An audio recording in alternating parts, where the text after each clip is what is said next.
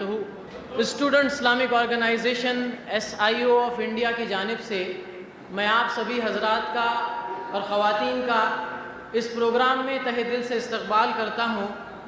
انشاءاللہ عز و جل ہمارے اس بزم کی ابتدا کلام پاک کی تلاوت سے ہوگی، جس کے لیے میں محترم خطیب و امام جامع مسجد مولانا زہیر ڈون کو دعوت دوں گا کہ وہ یہاں آئیں اور اس بزم کی افتتاح کرے۔ آپ کے سامنے مولانا زہیر ڈون صاحب۔ اعوذ باللہ من الشیطان الرجیم،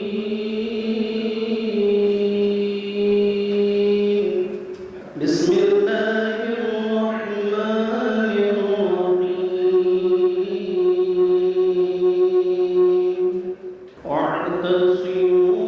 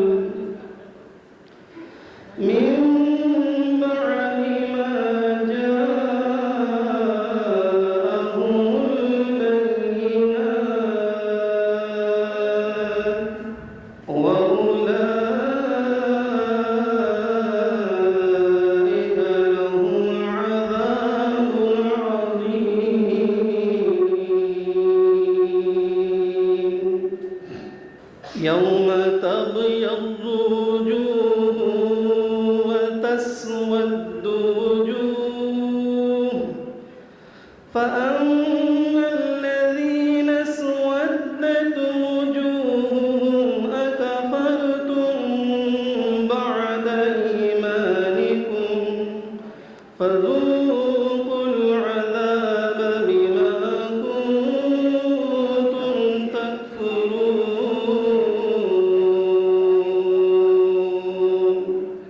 وأما الذين ابيضت وجوههم ففي رحمة الله هم فيها خالدون تلك آيات الله نتلوها عليك بالحق وما الله يريد ظلما للعالمين ولله ما في السماوات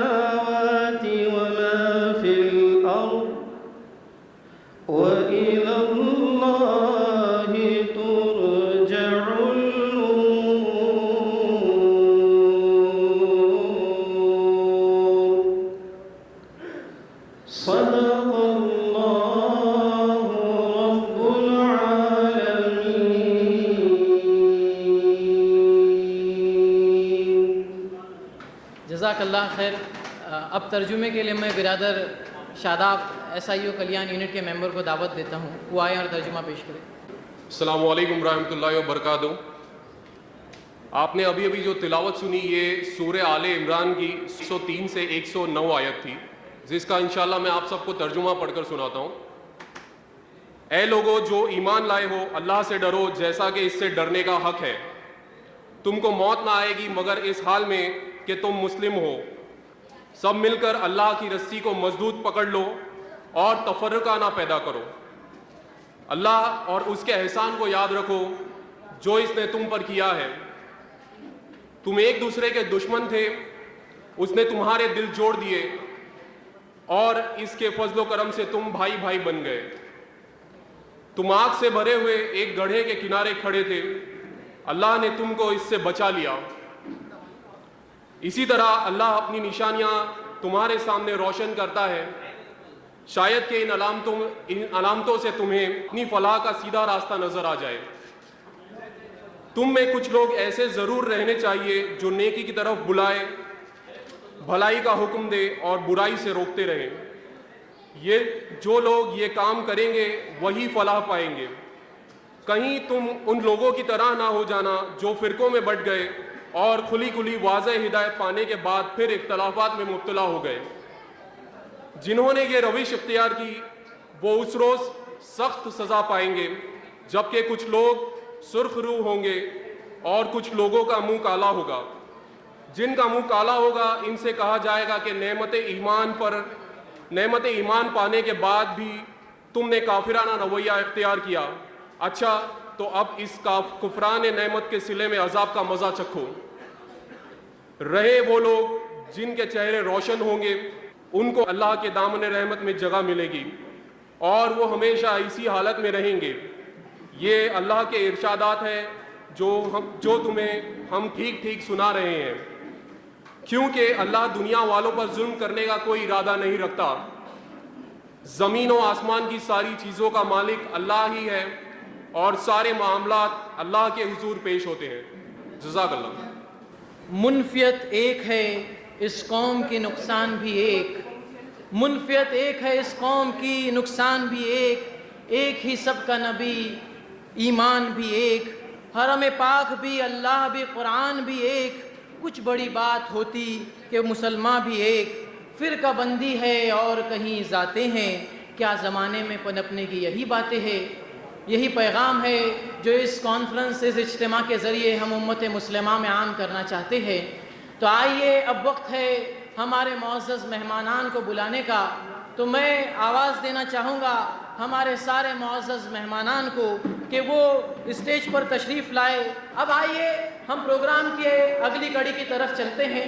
آپ کو اندازہ ہے کہ یہ پروگرام کس نے رکھا ہے؟ اسٹوڈنٹ اسلامک آرگنائزیشن نے. تو آپ کے سامنے اس تنظیم کا تعارف رکھنے کے لیے میں ہمارے کلیان کے مقامی صدر برادر مصعب قاضی کو دعوت دوں گا کہ وہ آئیں اور اس تنظیم کا آپ کے سامنے مختصر سا تعارف رکھیں. اسٹیج پہ جلوہ افروز کلیان شہر کے عمائدین علماء کرام اور معزز حضرات اور میرے سامنے تشریف فرما کلیان شہر کی ہستیوں سے السلام علیکم ورحمۃ اللہ وبرکاتہ. تمام خواتین و حضرات کو اندازہ ہے کہ آج کا یہ جو اہم پروگرام ہے یہ ایک طلبہ تنظیم students Islamic organization of India نے منعقد کیا ہے. Students Islamic organization of India آپ حضرات جانتے ہیں کہ جماعت اسلامی ہند کی طلبہ تنظیم ہے, اسٹوڈنٹ ونگ ہے. SIO پچھلے 33 سالوں سے ملک کے گوشے گوشے میں کام کرتی چلی آئی ہے. تحریک اسلامی نے اسٹوڈنٹس اسلامک آرگنائزیشن کو کیمپسز کا اور کالجز کا اور اسکولوں کی ذمہ داری دی ہے, طلباء کی تربیت ان کی نشو و نما کی ذمہ داری دی ہے. محترم حضرات, آج کا یہ جو پروگرام ہے, آج کی یہ جو کانفرنس ہے, یہ اسی کوشش کی ایک کڑی ہے جو ہم آپ کے سامنے لے کر آئے ہیں. حضرات, SIO کا جیسے میں نے آپ کو بتایا کہ دائرہ کار کیمپسز اور کالجز ہیں, اور آج جو ہے SIO ملک کے گوشے گوشے میں جتنے بھی کیمپسز ہیں, جتنے بھی کالجز ہیں, اور ان کے اکثر تعداد تک کے اپنا پینیٹریشن کر چکی ہے. محترم حضرات, SIO جو ہے طلباء و نوجوانوں کے اندر میں اسلام کی بیداری کے لیے, طلباء و نوجوانوں کے اخلاق کو سنوارنے کے لیے ان کے پرسنالٹی ڈیولپمنٹ کے لیے اور ان کی کریئر گائیڈنس کے لیے کافی ساری ایکٹیویٹیز، کافی ساری سرگرمیاں انجام دیتی ہے۔ ہمارا مشن یہی ہے کہ الہی ہدایت کی روشنی میں سماج کی تشکیل نو کے لیے طلباء و نوجوانوں کو تیار کرنا، اور آج ایسائیوں کی چھتر و چھایا کے نیچے طلباء کی ایک وسیع تعداد جو ہے جمع ہو چکی ہے، جو بالترتیب ممبر اور ایسوسیٹس کے نام سے کام کرتی چلی آئی ہے۔ محترم حضرات، ایسائیوں کا جو دائرہ کار ہے وہ محض امت مسلمہ تک کے محدود نہیں ہے، بلکہ ایسائیوں غیر مسلم طلباء برادری میں بھی کام کرتی ہے اور ان تک کے جو ہے اپنا پیغام لے جاتی ہے۔ محترم حضرات، ایسائیوں کا جو سب سے بڑا کام ہے وہ دعوتی کام ہے، اور اس ضمن میں جو ہے ایسائیوں بہت ساری سرگرمیاں انجام دیتی ہیں، چاہے وہ کارنر میٹس ہوں، چاہے وہ دعوت کیمپس ہوں، چاہے وہ کتابوں کے اسٹال ہو، یا جس طریقے سے ہم نے حال ہی میں وی فار سٹی کے نام سے، وی فار کنسٹرکٹیو تھاٹس کے نام سے ایک کیمپین منائی ہے۔ یہ ساری سرگرمیاں جو ہے ان کا محور محض یہی ہے کہ ہم کس طریقے سے اللہ تعالیٰ کے جو ایسے بندے جن تک کہ اس کا دین نہیں پہنچ سکا، ان تک کہ کس طریقے سے جو ہے اسلام کا دین پہنچایا جائے۔ اور اس ضمن میں ایسائیوں یہ سمجھتی ہے کہ جو نئی نسل ہے وہ بہت اہم رول ادا کر سکتی ہے۔ محترم حضرات، یہ بات سچ ہے کہ دنیا کے اندر میں جو کوئی بھی بڑی تبدیلی آتی ہے اسے نوجوانوں کا گرم خون ہی لے آتا ہے۔ آپ دنیا کی تاریخ اٹھا لیں، کوئی بھی انقلاب، کوئی بھی تبدیلی ایسی نہیں ہے جس کے پیچھے نوجوانوں کی قوت نہیں ہو، جس کے پیچھے طلباء کا ذہن کار فرما نہ ہو۔ محترم حضرات، یہ کہنے کے باوجود افسوس کے ساتھ کہنا پڑتا ہے کہ آج ہمارے نوجوانوں کی حالت ویسی نہیں ہے جیسی ہم چاہتے ہیں۔ یا تو کہیں پر مایوسی پائی جاتی ہے، یا کہیں پر انتہا پسندی پائی جاتی ہے، کہیں پر کریئرزم پایا جاتا ہے تو کہیں پر جذباتیت پائی جاتی ہے۔ محترم حضرات، ہم سمجھتے ہیں کہ جس طریقے علامہ اقبال نے فرمایا کہ اس دور میں تعلیم ہے امراض ملت کی دوا، تو ایسائیوں کی سرگرمیوں کا بھی ایک بہت بڑا محور، ایک بہت بڑا میدان وہ تعلیم کا میدان ہے۔ لیکن ہم ایسی تعلیم نہیں چاہتے، ہم ایسے ڈاکٹرز نہیں چاہتے جو انسانی کڈنیوں کے تاجر ہوں، ہم ایسے انجینئرز نہیں چاہتے جن کے بنائے ہوئے پل فوراً ہی گر جائیں، ہم ایسے ٹیچر حضرات نہیں چاہتے جو اپنا فریضہ انجام دینے کی بجائے محض پیسے کے پیچھے بھاگے۔ محترم حضرات، ہم ایک ایسی تعلیم چاہتے ہیں جو انسان کو اپنے خدا کے قریب کرے، ہم ایک ایسی تعلیم چاہتے ہیں جو نوجوانوں کو اللہ تعالیٰ کی معرفت عطا کرے۔ محترم حضرات، اسی لیے جو ہے ایسائیوں کافی ساری ایکٹیویٹیز انجام دیتی ہیں۔ اس کے علاوہ ایسائیوں کا ایک بہت بڑا میدان جو ہے وہ تزکیہ اور تربیت کا میدان ہے۔ آج ہم دیکھتے ہیں کہ نوجوانوں کے اندر میں کتنی اخلاقی برائیاں پائی جاتی ہے، چاہے وہ عریانیت ہو، چاہے وہ گالی گلوچ کرنا ہو، چاہے وہ جھگڑے فسادات ہو، ان تمام خرافات سے ایسائیوں نوجوانوں کو نکال کر ایک اعتدال والی ٹیم بنانا چاہتی ہے جو ملک و قوم کی خدمت کے لیے کام کر سکے۔ محترم حضرات، آپ کے شہر کلیان میں ایسائیوں پچھلے کئی سالوں سے مختلف سرگرمیاں انجام دے رہی ہیں، جس میں ویکلی اجتماعات ہیں، جس میں تزکیہ کیمپس ہیں، جس میں دعوتی نشستیں ہیں، جس میں طلباء کی گائیڈنس کے پروگرامز ہیں، جس کے اندر میں اس طریقے کے اجتماعات ہیں جس کے اندر میں ہم یہ کوشش کرتے ہیں کہ امت کے جو ہے مختلف فکر کو ماننے والے اور امت کے جو ہے مختلف مکاتب فکر سے متعلق افراد کو جو ہے ایک ساتھ جمع کیا جائے۔ اس کے علاوہ ایسائیوں اسکالرشپ کے مسائل ہوں یا طلباء کی جو دیگر مسائل ہوں ان کو بھی اٹھانے کی کوشش کرتی ہے۔ ہمارا ایم اینڈ آبجیکٹو یہ ہے کہ سماج کے مسائل کو طلباء کے سامنے لایا جائے اور طلباء کے مسائل کو سماج کے سامنے پیش کیا جائے تاکہ ہم ایک ہیلدی سوسائٹی کا قیام عمل میں لے آئیں۔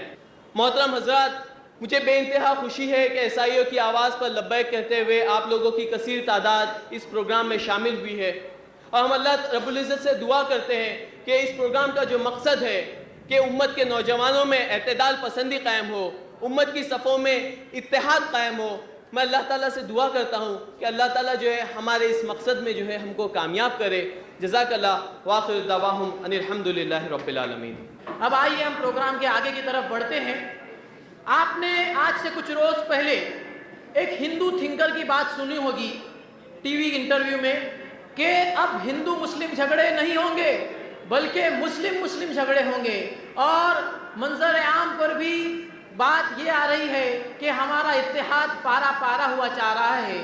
تو اس کے لیے ایس آئی او نے پچھلے مہینے 12 سے 22 ستمبر تک کے ہر قسم کے کٹر پن کو، ہر قسم کی شدت پسندی کو ختم کرنے کے لیے we for city we for constructive thought, ہم ایک اعتدال پسندی سی سوچ کی طرف ایک اس طرح کی مہم بنائی۔ اب آئیے اس مہم کا چھوٹا سا تعارف دینے کے لیے میں ہمارے تنظیم کے رفیق منزل جو ماہانہ میگزین نکلتا ہے اس کے اسسٹنٹ ایڈیٹر برادر مستجاب خاطر کو دعوت دوں گا کہ وہ آئے اور یہ جو اجتماع ہمارے کانفرنس کے تحت رکھا گیا ہے وی فار کنسٹرکٹیو تھاٹ، اس کے پیچھے پس منظر بیان کرے۔ آپ کے سامنے برادر مستجاب خاطر۔ رب اشرح لی صدری ویسر لی امری واحلل عقدۃ من لسانی یفقہوا قولی۔ اہم چیز یہ ہے کہ میں ناندیڑ سے تشریف لایا ہوں۔ ایسا کبھی نہیں ہوا ناندیڑ میں کہ اس عنوان کے تحت کوئی کام کیا گیا ہو، یا پھر کہ امت مسلمہ میں SIO گزشتہ 33 سالوں سے کام کرتی آئی ہے، اور ایسا کبھی نہیں ہوا کہ SIO کو اتنا اوور ویلمنگ رسپانس عوام کی جانب سے ملا، خصوصاً ایسے اجتماعات جو کہ تمام ہی مقادیر فکر کو ایک جگہ جمع کرتے ہیں۔ یہ ایک گراس فیلئر ہوتے ہیں۔ وہاں پر یا کبھی تو یہ ہوتا ہے کہ افراد مقررین تشریف نہیں لاتے ہیں، کبھی یہ ہوتا ہے کہ عوام انٹرسٹڈ نہیں ہوتی ہے، کبھی یہ ہوتا ہے کہ جو لوگ اس کو ہوسٹ کرتے ہیں وہی لوگ اس سلسلے میں بڑے مایوس ہوتے ہیں، اپنے شامیانوں کو اور اپنی تمام انتظامات کو لپیٹ کر چل دیتے ہیں۔ امید ہے کہ یہ معاملہ ظاہر سی بات ہے صورتحال کے اس کے مطابق نہیں ہے، بلکہ ایک بڑی زبردست تبدیلی اس کے اندر نظر آتی ہے۔ آپ یہ دیکھیے کہ مسلمانوں کا جب زوال شروع ہوا تو وہ زوال کوئی معمولی چیز نہ تھا، وہ رفتہ رفتہ ہونے والا زوال تھا، اور زوال کی ابتدا یہی تھی کہ چھوٹے نان ایشوز کو ایشوز بنا دیا گیا تھا۔ رفتہ رفتہ لوگوں کے اندر اختلافات ایسے بڑھے کہ اس کا فائدہ دوسروں کو ہوا، اور بڑی زبردست طریقے سے انہوں نے اس کا فائدہ اٹھایا، بڑی منصوبہ بند اور سازش کے ساتھ اس کا فائدہ اٹھایا۔ یہ سازشیں اور یہ منصوبہ بندی اس حد تک بڑھی کہ مسلمانوں کی تمام اجتماعی ہوا اکھڑ کے رہ گئی۔ ہوا یہ کہ بغداد کا جب سقوط ہوا، جب ہلاکو خان نے اور چنگیز نے اس پر حملہ کیا یہ کے بعد دیگرے، تو بغداد کے بعد ہوتا یہ تھا کہ ایک آتا تھا چنگیزی اور کہتا تھا، ایک عورت کہتی تھی ایک مسلمان کو، ایک عام اچھے مسلمان کو، کہ تو نے میری طرف نظر اٹھا کے دیکھا، اب ذرا دیکھ میں تیرا کیا حشر کرتی ہوں۔ اور وہ کہتی کہ تو بس یہیں کھڑا رہ، میں اپنی تلوار کو لے کر آؤں گی اور تیری اس گردن کو کاٹوں گی۔ اور اس مسلمان کے اندر اتنی جرأت نہیں ہوتی تھی کہ وہ اپنی جگہ سے ہل جائے۔ وہ عورت جاتی تھی گھر، اپنی تلوار اٹھاتی تھی، لے کر آتی تھی اور اس کا سر قلم کرتی تھی۔ یہ اس وجہ سے ہوا تھا کہ مسلمانوں کے اندر باہمی، چاہے وہ علماء کے درمیان ہو چاہے وہ افراد کے درمیان ہو، تفرقہ اس قدر بڑھ گیا تھا کہ کوئی کسی کے سپورٹ کرنے کے لیے تیار نہیں تھا۔ ایک زوال پذیر قوم کی یہی نشانی ہوتی ہے کہ وہ ایک ڈیوائیڈڈ ہاؤس ہوتے ہیں، وہ ایک مجتمع ہونے والا ہاؤس نہیں ہوتا۔ ابراہم لنکن نے یہ بات کہی تھی جب امریکہ کی اس نے بنیاد رکھی، تو اس نے اپنے لوگوں کو ایڈریس کرتے ہوئے یہ بات کہی کہ اے ڈیوائیڈڈ ہاؤس نیور اسٹینڈس۔ اس نے یہ بات کہی کہ تم کو یونائٹڈ ہونا چاہیے، تب جا کے تم کو امت مسلمہ کے اوپر اور پوری دیگر انسانیت کے اوپر اقتدار یا پھر ملکہ یا قوت نازل ہوگی۔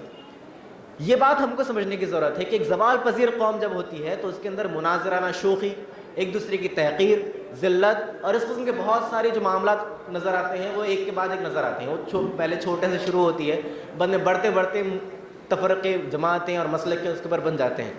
لیکن ایک ترقی پذیر امت کی نشانی ایسی کانفرنسز ہوتی ہیں۔ میں یہ بات کہنا چاہتا ہوں، جب امت مسلمہ کے اندر زوال شروع ہوا تو اس کی بنیاد وہ اس قسم کے مناظرے تھے جو لوگوں کو بانٹتے ہیں۔ اب جب لوگوں کو ایک پلیٹ فارم پر لانے کی کوشش کی جا رہی ہے اور اس کا اتنا پیارا رسپانس آپ لوگوں کی جانب سے مل رہا ہے، تو یہ اصل میں ہماری ترقی کی پہلی سیڑھی ہے، وہ پہلی بنیاد ہے کہ جس پر ہم نے پوری اجتماعی حیثیت میں اپنا پہلا اسٹیپ رکھا ہے، اور اس کے لیے آپ تمام لوگوں کو بے انتہا مبارکباد ہو۔ اور اس کی SIO کے لیے تو مبارکباد ہے ہی ہے، لیکن SIO اصل میں امت مسلمہ کا اثاثہ ہے، اس کی اجتماعی پراپرٹی ہے SIO۔ لیکن معاملہ اصل میں یہ ہے کہ ہمارے علماء کرام نے اتنا بہترین رسپانس دیا ہے۔ میں جانتا ہوں کئی عرصے سے SIO یہ کام کرتی آ رہی ہے، لیکن اتنا اچھا رسپانس علماء کی جانب سے بھی کبھی نہیں ملا کہ بالکل لاسٹ مومنٹ کے اوپر انہوں نے جو ہے بالکل ہم کو سپورٹ کیا ہو، یا یہ سمجھا ہو کہ یہ وقت کی ضرورت ہے اور اس کے لیے ہم کو تمام لوگوں کو جمع ہونا چاہیے، اور اس کے لیے اپنے اپنے طور پر اپنے اختلافات کو جانتے ہوئے، سمجھتے ہوئے، ان کا صحیح ریئلائزیشن رکھتے ہوئے ہم کو آگے بڑھ کے امت مسلمہ کو اس کے قیادت کے منصب پر فائز کرنے کی جدوجہد کرنی چاہیے۔ ایسا معاملہ کبھی بھی امت مسلمہ میں گزشتہ 50 سالوں میں نظر نہیں آیا۔ اس سے پہلے ہوئی تھی کچھ چیزیں، لیکن وہ اس کو بڑی زبردست طریقے سے دبا دیا گیا تھا۔ اب اگر یہ چیز آ رہی ہے تو یہ نشاط الاسلام ہے، یہ احیاء اسلام کی صحیح جدوجہد ہے۔ اس کے لیے جتنی بھی مبارکباد انسانوں کو، یہاں کے آرگنائزرز کو اور آپ لوگوں کو دی جانی چاہیے وہ کم ہے۔ میں بتانا چاہتا ہوں کہ اسلام ایک گریجول تبدیلی کا نام ہے۔ اللہ کے رسول صلی اللہ علیہ وسلم نے 23 سال کی حکومت 23 साल के अरसे में एक तब्दीली लेकर आई थी, 6 महीने के अंदर नहीं लेकर आई थी। और अल्लाह के रसूल सल्लल्लाहु अलैहि वसल्लम का मिजाज ये था कि वो लोगों के अंदर दिलों को तब्दील करने से मुतवज्जा थे, बजाय इसके कि वो सिर्फ उनके ज़ाहिरी अमाल को या फिर ज़ाहिरी नक्शे को, चेहरे महरे को, लिबास को तब्दील करने की तरफ मुतवज्जा हों, वो इंसान के बातिन को तब्दील करने की तरफ ज़्यादा मुतवज्जा होते थे। इंसान के अक़ायद और इंसान के अखलाक, ये दो चीज़ों की इस्लाह और उसके अंदर तब्दीली लाने के जानिब अल्लाह के रसूल सल्लल्लाहु अलैहि वसल्लम की हर किस्म की तब्दीलियाँ रही हैं।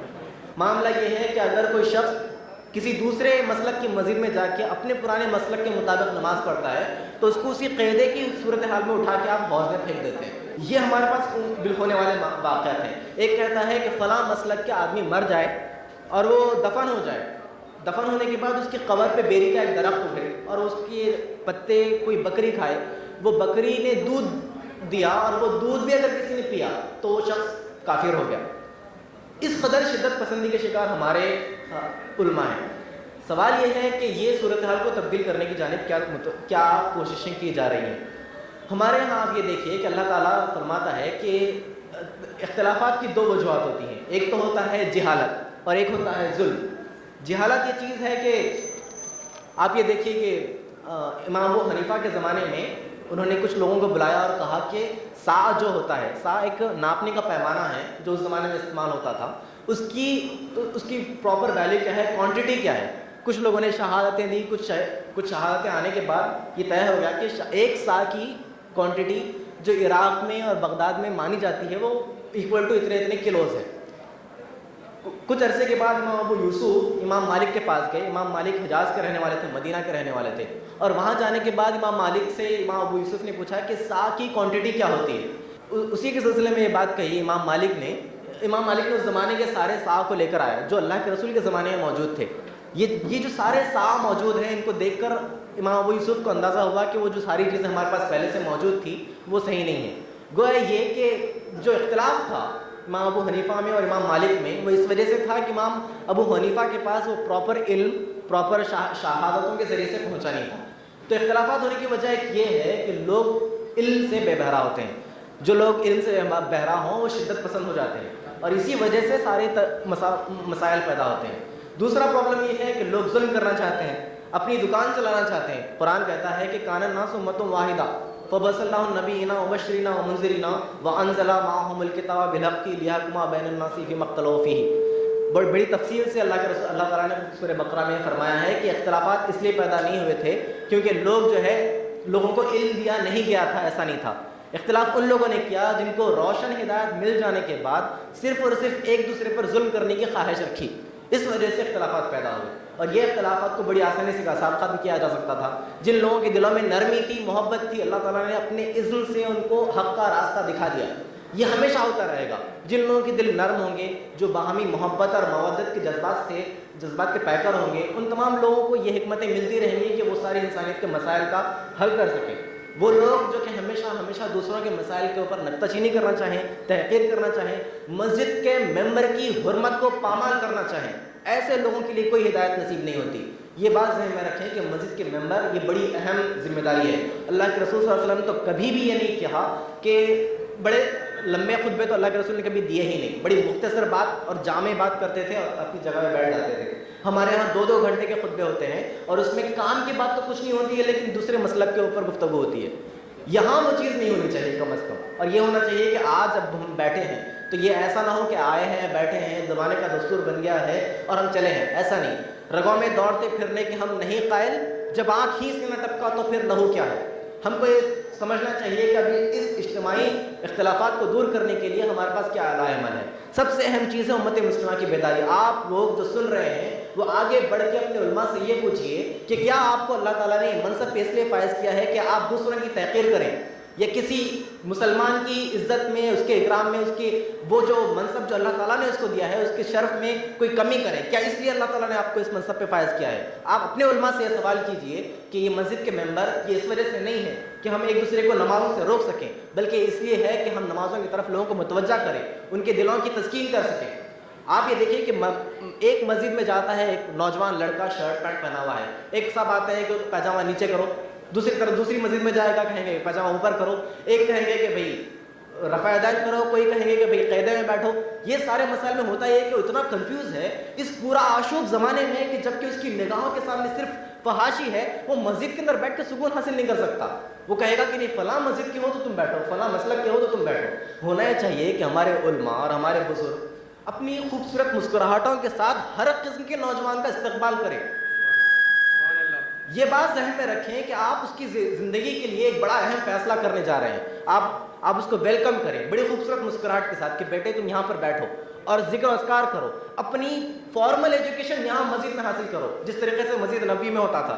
مسجد میں بیٹھ کر تم سارے سائنٹیفک اور ٹیکنالوجی کے مسائل جو ہے وہ سالو کرنے کی کوشش کرو, بجائے اس کے کہ مسجد کے اندر بیٹھے کہ فوری نکلو. چونکہ اختلافات ہونے کا اندیشہ ہے, اس لیے مسجد کی نماز ہوتے ہی فوری دروازے بند ہو جاتے ہیں کہ اب اس کے اندر کسی شخص کو بیٹھنے کا موقع نہیں ملے گا. حالانکہ اللہ کے رسول کے زمانے میں ایسا نہیں تھا. مسجد کے اندر غیر مسلم آ کے قیام کیا کرتے تھے, بلکہ آگے بڑھ کے پیشاب بھی کر دیتے تھے. اللہ کے رسول خود اپنے صحابہ کے ذریعے سے اس کو صاف کرایا کرتے تھے.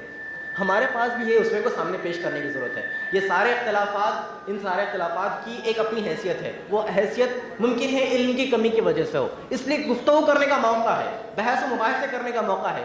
تکفیر کرنے کا, کسی کو ذلیل کرنے کا ہرگز کوئی موقع نہیں ہے. آپ امت مسلمہ کے ایک بڑے اہم منصب پہ فائز ہو چکے ہیں, آپ باشعور لوگ ہیں, آپ یہاں موجود ہیں. اس لیے آڈینس سے میرا یہ کہنا ہے کہ آپ سمجھدار لوگ ہیں, اسی لیے آپ آئے ہیں, ہر کوئی نہیں آیا ہے یہاں پر. اور آپ کی سمجھداری کا ایک دوسرا ثبوت یہ ہوگا کہ آپ یہ ذہن میں رکھیں کہ کبھی بھی کسی بھی اختلافی مسئلے میں اپنے آپ کو نہ جھونکیں. آپ کی اپنا ایک علمی موقف ہوگا. صحابہ کے درمیان بھی علمی اختلافات ہوا کرتے تھے. حضرت ابو ہریرہ میں حضرت عائشہ میں اختلافات ہوئے. حضرت عائشہ نے کہا کہ ابو ہریرہ تم نے عورت اور کتے کو ایک کے برابر کر دیا. عورت اور کتا اگر نماز میں سامنے چلا جائے تو نماز ختم ٹوٹ جاتی ہے, یا ابو ہریرہ کی روایت ہے. عائشہ نے کہا کہ تم نے تو عورت اور کتے کو برابر کر دیا. حضرت ابو ہریرہ میں حضرت انس میں ابو بکر رضی اللہ عنہ میں اختلافات ہوئے. حضرت انس نے کہا کہ میں نے چاند کو 2 ٹکڑے ہوتے ہوئے دیکھا ہے. ابو بکر نے کہا کہ تمہاری عمر کی وجہ سے دیکھا, تم چھوٹے بچے تھے, وہ چاند 2 ٹکڑے نہیں ہوا تھا. یہ اختلافات جب صحابہ کے درمیان تھے, عبداللہ ابن مسعود نے بغیر رفع یدین کی نماز پڑھی ہے, ابن عمر نے پڑھی ہے. جب یہ صحابہ کے درمیان اختلافات تھے تو آج آپ بیٹھ کر کس طریقے سے ان اختلافات کے حل نکال سکتے ہیں؟ یہ ممکن نہیں ہے. ان اختلافات کے رہتے ہوئے ہم کو درمیانی راہ نکالنے کی ضرورت ہے. اگر یہ اختلافات کو ہم اس وجہ سے اپنے ڈویژن کا باعث بنا دیں گے تو آج آپ جانتے ہیں معاشرہ کیسا ہے. بڑی زبردست فاشسٹ قوتیں ہیں جو کہ مسلمانوں کے در پہ ہیں. احمد نے اپنی بات میں کہی ہے کہ بہت سارے لوگ اب مسلمانوں کو باہم لڑا کر اپنے مفاد حاصل کرنا چاہتے ہیں. اب یہ لمحہ فکریہ ہے ہمارے اور آپ کے لیے کہ ہم ان کے ٹارگٹس میں ان کو حاصل کرنے دیتے ہیں یا نہیں دیتے ہیں. اب یہ سوال پیدا ہوتا ہے کہ کرنا کیا چاہیے. اختلافات کو ختم کر کے ہمارے پاس اصل میں مسئلہ ہے کہ کرنا کیا چاہیے, اس کا سوال نہیں ہے. کرنا یہ چاہیے کہ امت کی غربت کو دور کرنے کی کوشش کرنی چاہیے, امت کے تعلیمی مسائل کو دور کرنے کی کوشش کرنی چاہیے. سوام بیننا و بینکم. اگر آپ غیر مسلموں کے سلسلے میں اسلام یہ دعوت دیتا ہے کہ آپ نیکی کے کاموں میں سب کا ساتھ دیں, تو آپ مسلمانوں کے درمیان یہ کام کیوں نہیں کر سکتے؟ امام شافعی جب امام ابو حنیفہ کے علاقے میں گئے تو ان کے مسلک کے مطابق نماز پڑھی. جو وسعت شافعی کے دل میں تھی وہ آپ کے اور ہمارے دلوں میں کیوں نہیں ہے؟ یہ سوال بڑی اہمیت کا حامل ہے. تو یہ ذہن میں رکھنے کی ضرورت ہے کہ امت مسلمہ کے لیے ایک اجتماعی ایجنڈا ضرور تلاش کرنا چاہیے. ہمارے معاشی مسائل کا حل, ہماری سیاسی بے وزنی کا حل, ہمارے تعلیمی مسائل کا حل, اور اس کے ساتھ ہی ساتھ امت مسلمہ کو تفقہ فی الدین, یعنی کہ دین کے اندر سمجھ بوجھ پیدا کرنے کے لیے یہ سارے کام سب سے پہلے شروع ہوں گے اس اسٹیج سے, ہمارے علماء کرام کے ذریعے سے شروع ہوں گے. اور اس کو اگر آپ کی جانب سے صحیح رسپانس ملے گا تو وہ صحیح رخ پر موجود رہیں گے. بہت پریکٹیکل قسم کا پروگرام ہے, بہت پریکٹیکل قسم کی چیزیں ہیں گفتگو میں آنے والی ہیں. امید ہے کہ آپ لوگ اس کے ذریعے سے صحیح نہج پر گفتگو کریں, صحیح باتوں کو قبول کرنے کی توفیق اللہ تعالیٰ ہم کو اور آپ کو دے, اور ہمارے علماء کو خصوصاً ثواب خیر دے کہ اس کے ذریعے انہی کے ذریعے سے ہمارے پاس امت مسلمہ کی سربلندی کے نئے راستے کھل سکتے ہیں. وآخر دعوانا الحمدللہ رب العالمین. ہم آپ کے انتظام نہیں کر سکے, اس کے لیے آپ سے درخواست ہے کہ ہم بیچ کے جو صفحے والے ہیں وہ بیٹھ جائیں نیچے. میں آپ سے یہی درخواست کرتا ہوں کہ آپ اگر تشریف رکھیں گے تو انشاءاللہ پروگرام میں نظم و ضبط کا مظاہرہ ہوتے رہے گا. اب ہم ہمارے اس اجتماع کے انتہائی اہم اور دلچسپ موڑ کی طرف ہے. ہمارے سامنے مختلف مسالک کے علماء کرام اسٹیج پر جلوہ فرما ہے.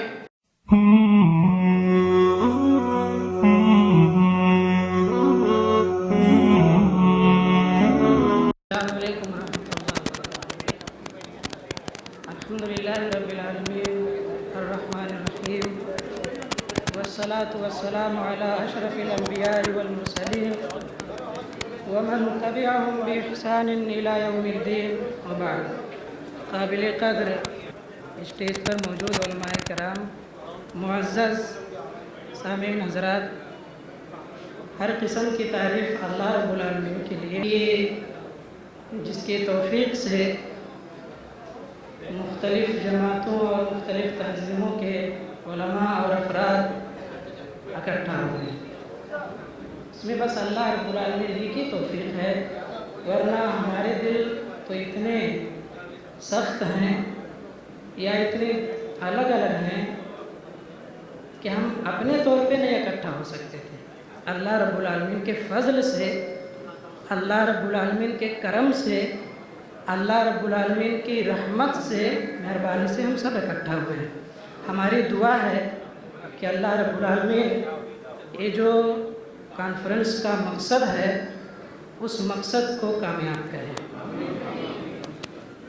حضرات، حق بات یہ ہے، بڑا اجتماع ہے، اہل علم کا طبقہ ہے، شہر کلیان کے معززین بھی ہیں الحمدللہ، تو اللہ رب العالمین کی توفیق کے بغیر حق بات زبان سے نہیں نکل سکتی ہے. اس وقت جو ذہن میں بات آتی ہے کہ راہ اعتدال پہ عمل محمد الرسول اللہ صلی اللہ علیہ وسلم سے زیادہ اور کون عمل کر سکتا ہے؟ کوئی نہیں کر سکتا. راہ اعتدال پر آپ کے جیسا کوئی اور عمل نہیں کر سکتا ہے. مثال بطور مثال کے ابھی مختصراً میرے سے پہلے جو خطیب صاحب تھے اعلان کر رہے تھے، مختصراً انہوں نے ذکر کیا، نبی صلی اللہ علیہ وسلم صحابہ کرام رضوان اللہ علیہ مجمعین کے ساتھ مسجد میں تشریف فرما تھے کہ ایک دیہات کے رہنے والے دوسرے صحابی آئے، دوسرے شخص آئے اور پیشاب کرنا شروع کر دیا. مسجد کے آداب نہیں معلوم تھے ان کو، لا علمی میں، کم علمی میں ایک سائیڈ میں جا کر کے پیشاب کرنا شروع کر دیے. صحابہ کرام مسجد کے آداب کو سمجھتے تھے، وہ دوڑے منع کرنے کے لیے. آپ صلی اللہ علیہ وسلم نے منع کر دیا، کر لینے دو پیشاب، اس کو پیشاب کر لینے دو، مت روکو. بعد میں نتیجہ کیا نکلا ہوا کہ وہ پیشاب کرنے والے شخص نبی صلی اللہ علیہ وسلم کے تعلق سے فرماتے ہیں کہ اللہ آپ پر رحم کرے، مجھ پر رحم کرے، ان کے اوپر رحم نہ کرے، ان لوگوں کے اوپر رحم نہ کرے، آپ کے اوپر، میرے اوپر اللہ کی رحمت ہو. نبی صلی اللہ علیہ وسلم نے مزید سمجھایا کہ دیکھو اللہ کی رحمت بہت وسیع ہے، بہت بڑی، بہت لمبی ہے، تم اس کو محدود مت کرو، سارے لوگوں پر اللہ کی رحمت ہو. یہ کیا تھا؟ اعتدال کا راستہ تھا. چاہتے تو ان کو ڈانٹ ڈپٹ کے مسجد سے نکال سکتے تھے، ان کے اوپر سزائیں متعین کر سکتے تھے. ایسا ہمارے نبی صلی اللہ علیہ وسلم نے نہیں کیا. دوسری چیز، ہمارے نبی صلی اللہ علیہ وسلم کے عم محترم چچا جان حضرت حمزہ رضی اللہ تعالیٰ عنہ، ان کو جب ہندا کے غلام نے جو ہے شہید کیا، اور بعد میں حضرت ہندا جب قصر اسلام میں داخل ہوئیں، اسلام کو قبول کیا اور نبی صلی اللہ علیہ وسلم سے جو ہے ملاقات ہوئی یا اس طرح سے باتیں ہوئی، تو آپ نے بہت ہی میانہ روی اختیار فرمائی وہاں پہ، اور بہت اچھے انداز میں سمجھایا، ہندا دیکھو وہ میرے چچا تھے، چچا کے لیے بھتیجوں کے تعلق سے یا بھتیجوں کے دل میں چچاؤں کے تعلق سے کیا محبت ہوتی ہے ہم سب سمجھتے ہیں. یہ اور بات ہے کہ اس زمانے میں سگا بھائی بھائی کا نہیں ہو رہا ہے تو چچا ہو تو الگ بات ہے، لیکن بہرحال کیا محبت ہوتی ہے وہ ہم سب سمجھتے ہیں چچا اور بھتیجوں کے دل میں. کہتے ہیں ہندا ایسا کرو، اسلام تو قبول کیے، اور الاسلام یہدم ما کان قبلہ، اسلام پہلے کی غلطیوں کو، گناہوں کو ختم کر دیتا ہے، مٹا دیتا ہے. ایسا کرو ہندا، تم یہاں پہ رہو تو میرے سے تھوڑا الگ الگ رہے، سائڈ میں ہو جائے کرو، تاکہ تمہارا چہرہ دیکھ کر کے مجھ کو میرے چچا نہ یاد آ جائے اور میں برداشت نہ کر پاؤں ان کی اس کیفیت کو سامنے لا کر کے میں کہیں جذبات میں نہ آ جاؤں، یا اس طرح سے تم ایسا کرو، تم ہو جائے کرو. یہ ہمارے نبی صلی اللہ علیہ وسلم کا عمل راہ اعتدال ہی کی دعوت دیتا ہے. इसी तरह से सुलह हुदैबिया के मौके पे आपने जो नज़ीर कायम किया, जो मिसाल पेश की, रहती दुनिया तक कोई कौम और किसी भी कौम के कोई भी पूरे के पूरे अफराद नहीं बना सकते। जो मिसाल नबी सल्लल्लाहु अलैहि वसल्लम ने कायम की थी, सहाबा किराम के पास जब ईमान की ताकत थी तो 313 रहने के बावजूद भी गालिब थे हज़ारों पे, वहाँ तो 1400 थे। वो ईमान की ताकत से लैस थे, चाहते तो जा करके जो है उनको समझा सकते थे या ख़त्म कर सकते थे। नबी सल्लल्लाहु अलैहि वसल्लम ने उनकी बात मानी और वापस चले गए। चाहते तो ईमान की ताकत से उनको ज़ेरे नगी कर सकते थे, उनको अपने कदमों में झुका सकते थे, लेकिन आपने ऐसा नहीं किया। ये सब जो है एतदाल की दावत देते हैं हमारे नबी सल्लल्लाहु अलैहि वसल्लम के जो है आमाल। कुरान और नबी सल्लल्लाहु अलैहि वसल्लम के फरमान जो हैं उस पर हम अगर इस तरह से चलें जिस तरह से नबी सल्लल्लाहु अलैहि वसल्लम ने चले और सहाबे कराम को चलाया, तो इंशाअल्लाह एतदाल पे आकर के ये पूरी उम्मत का जो बैलेंस आज डगमगा रहा है वो बराबर हो जाए, इंशाअल्लाह वो बराबर हो जाए। दलील बगैर दलील के हम अल्हम्दुलिल्लाह कहीं बात नहीं करते। दलील है उसकी ये कि ये उम्मत पहले क्या थी और अब क्या हुई। सहाबे किराम कैसे थे अल्हम्दुलिल्लाह हम सब मानते हैं, जानते हैं। वक्त नहीं है इसलिए मैं उधर नहीं जाना चाहता। आज ये उम्मत ज़वाल पजीर क्यों हुई, ये उम्मत आज इस हालत में क्यों पहुंची। आज इनके खून पानी से भी कम हैसियत क्यों हो गए, इनको दुनिया में या हर जगह पे मूली गाजर की तरह काटा क्यों जा रहा है। वजह उसकी एक है नबी सल्लल्लाहु अलैहि वसल्लम के फरमान के मुताबिक वजह सिर्फ ये है कि हमने शरीयत को छोड़ दिया है, शरीयत को हमने छोड़ दिया है। नबी सल्लल्लाहु अलैहि वसल्लम ने फरमाया, एक कदर लंबी हदीस है, उसका एक टुकड़ा है, हज़रत अबू सईद खुदरी रज़ियल्लाहु ताला अन्हु रावी हदीस है, सही मुस्लिम की हदीस है और किताबुस्सलाह बाबु सलातिल मुसाफिरीन के अंदर नबी सल्लल्लाहु अलैहि वसल्लम ने फरमाया कि ला यज़ालु कौमुन यताख़रून हत्ता युअख़्खिरुहुमुल्लाह। ये उस मौके पर फरमाया कि सहाबे कराम में थोड़ी सी नमाज के ताल्लुक़ से थोड़ी सुस्ती इस तरह से जो है बतौर इंसान होने के ज़ाहिर हुई थी। तो आपने फरमाया कि देखो अल्लाह रब्बुल आलमीन उन कौमों को पीछे कर देता है, उन कौमों को पीछे कर देता है हमेशा जो सफ़ों में पीछे रहने की कोशिश करते हैं। नमाज क्या है, शरीयत का सुतून सानी है, दूसरा सुतून है, पहला तो तौहीद, दूसरा सुतून सानी है नमाज, ये शरीयत है। मैं माजरत के साथ पूछता हूँ, बड़े ही अदब और एहतराम के साथ पूछता हूँ सामईन हज़रात से भी और मुंतज़मीन कॉन्फ्रेंस के से भी, हम सब अपने आप को भी पूछता हूँ, सबको ये पूछता हूँ माजरत के साथ कि हम में से कितने लोग ऐसे हैं जो आज फजर की नमाज जमात के साथ मस्जिद में अदा किए हैं। इल्ला मन रहम रब्बी, इल्ला मन रहम रब्बी, इल्ला माशाअल्लाह, बहुत कम होंगे। तो फिर असर कैसे हो, शरीयत को हमने छोड़ दिया, फिर असर कैसे हो। नमाज में पीछे रहे, अल्लाह ने हर मामले में पीछे कर दिया। बातें और भी थी लेकिन वक्त नहीं है इसलिए। अच्छा, जब इस हाल में हम पहुँचे हैं तो हम ऊपर कैसे जाएं। अभी तो तहत सरा में जा रहे हैं, लेकिन औजे सुरैया पे हमको कैसे जाना है, वो भी नबी सल्लल्लाहु अलैहि वसल्लम ने आइडिया बता दिया, वो नुस्खे बता दिए हैं नबी सल्लल्लाहु अलैहि वसल्लम ने, वो तरीक़ा बता दिया है अल्लाह के नबी सल्लल्लाहु अलैहि वसल्लम ने। वो तरीक़ा ये है, इन्नल्लाह यरफ़उ बिहाज़ल कुरान अक़वामन, कि इस कुरान के ज़रिए से अल्लाह रब्बुल आलमीन कौमों को औजे सुरैया पे मुक़ीम करता है। और सहाबे किराम के ताल्लुक़ से कहा गया था शेर में, वो मुअज़्ज़ज़ थे ज़माने में मुसलमान होकर और हम खार हुए तारिक़े कुरान होकर।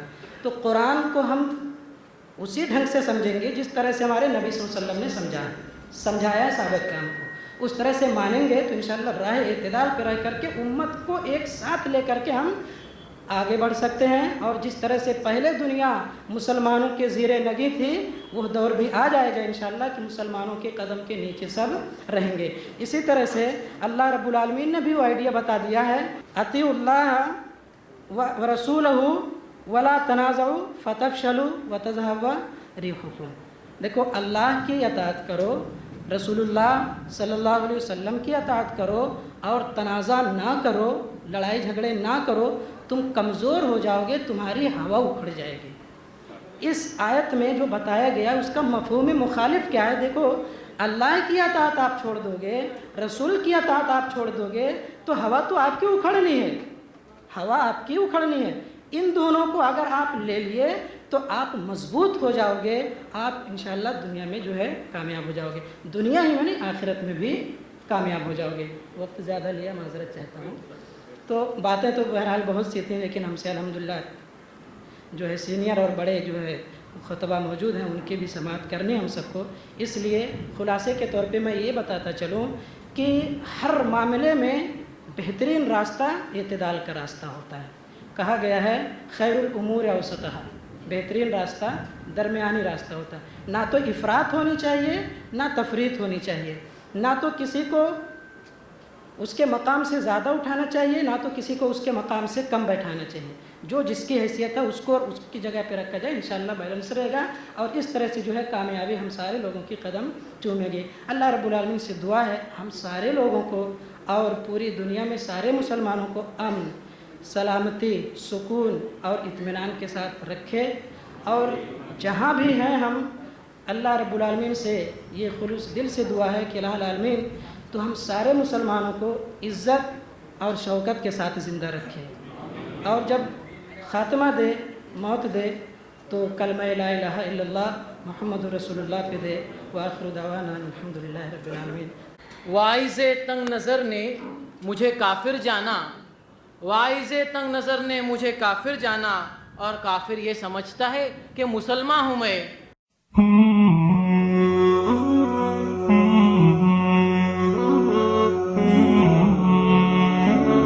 मुअज़्ज़ज़ हाज़रीन, बिरादरान मिल्लत,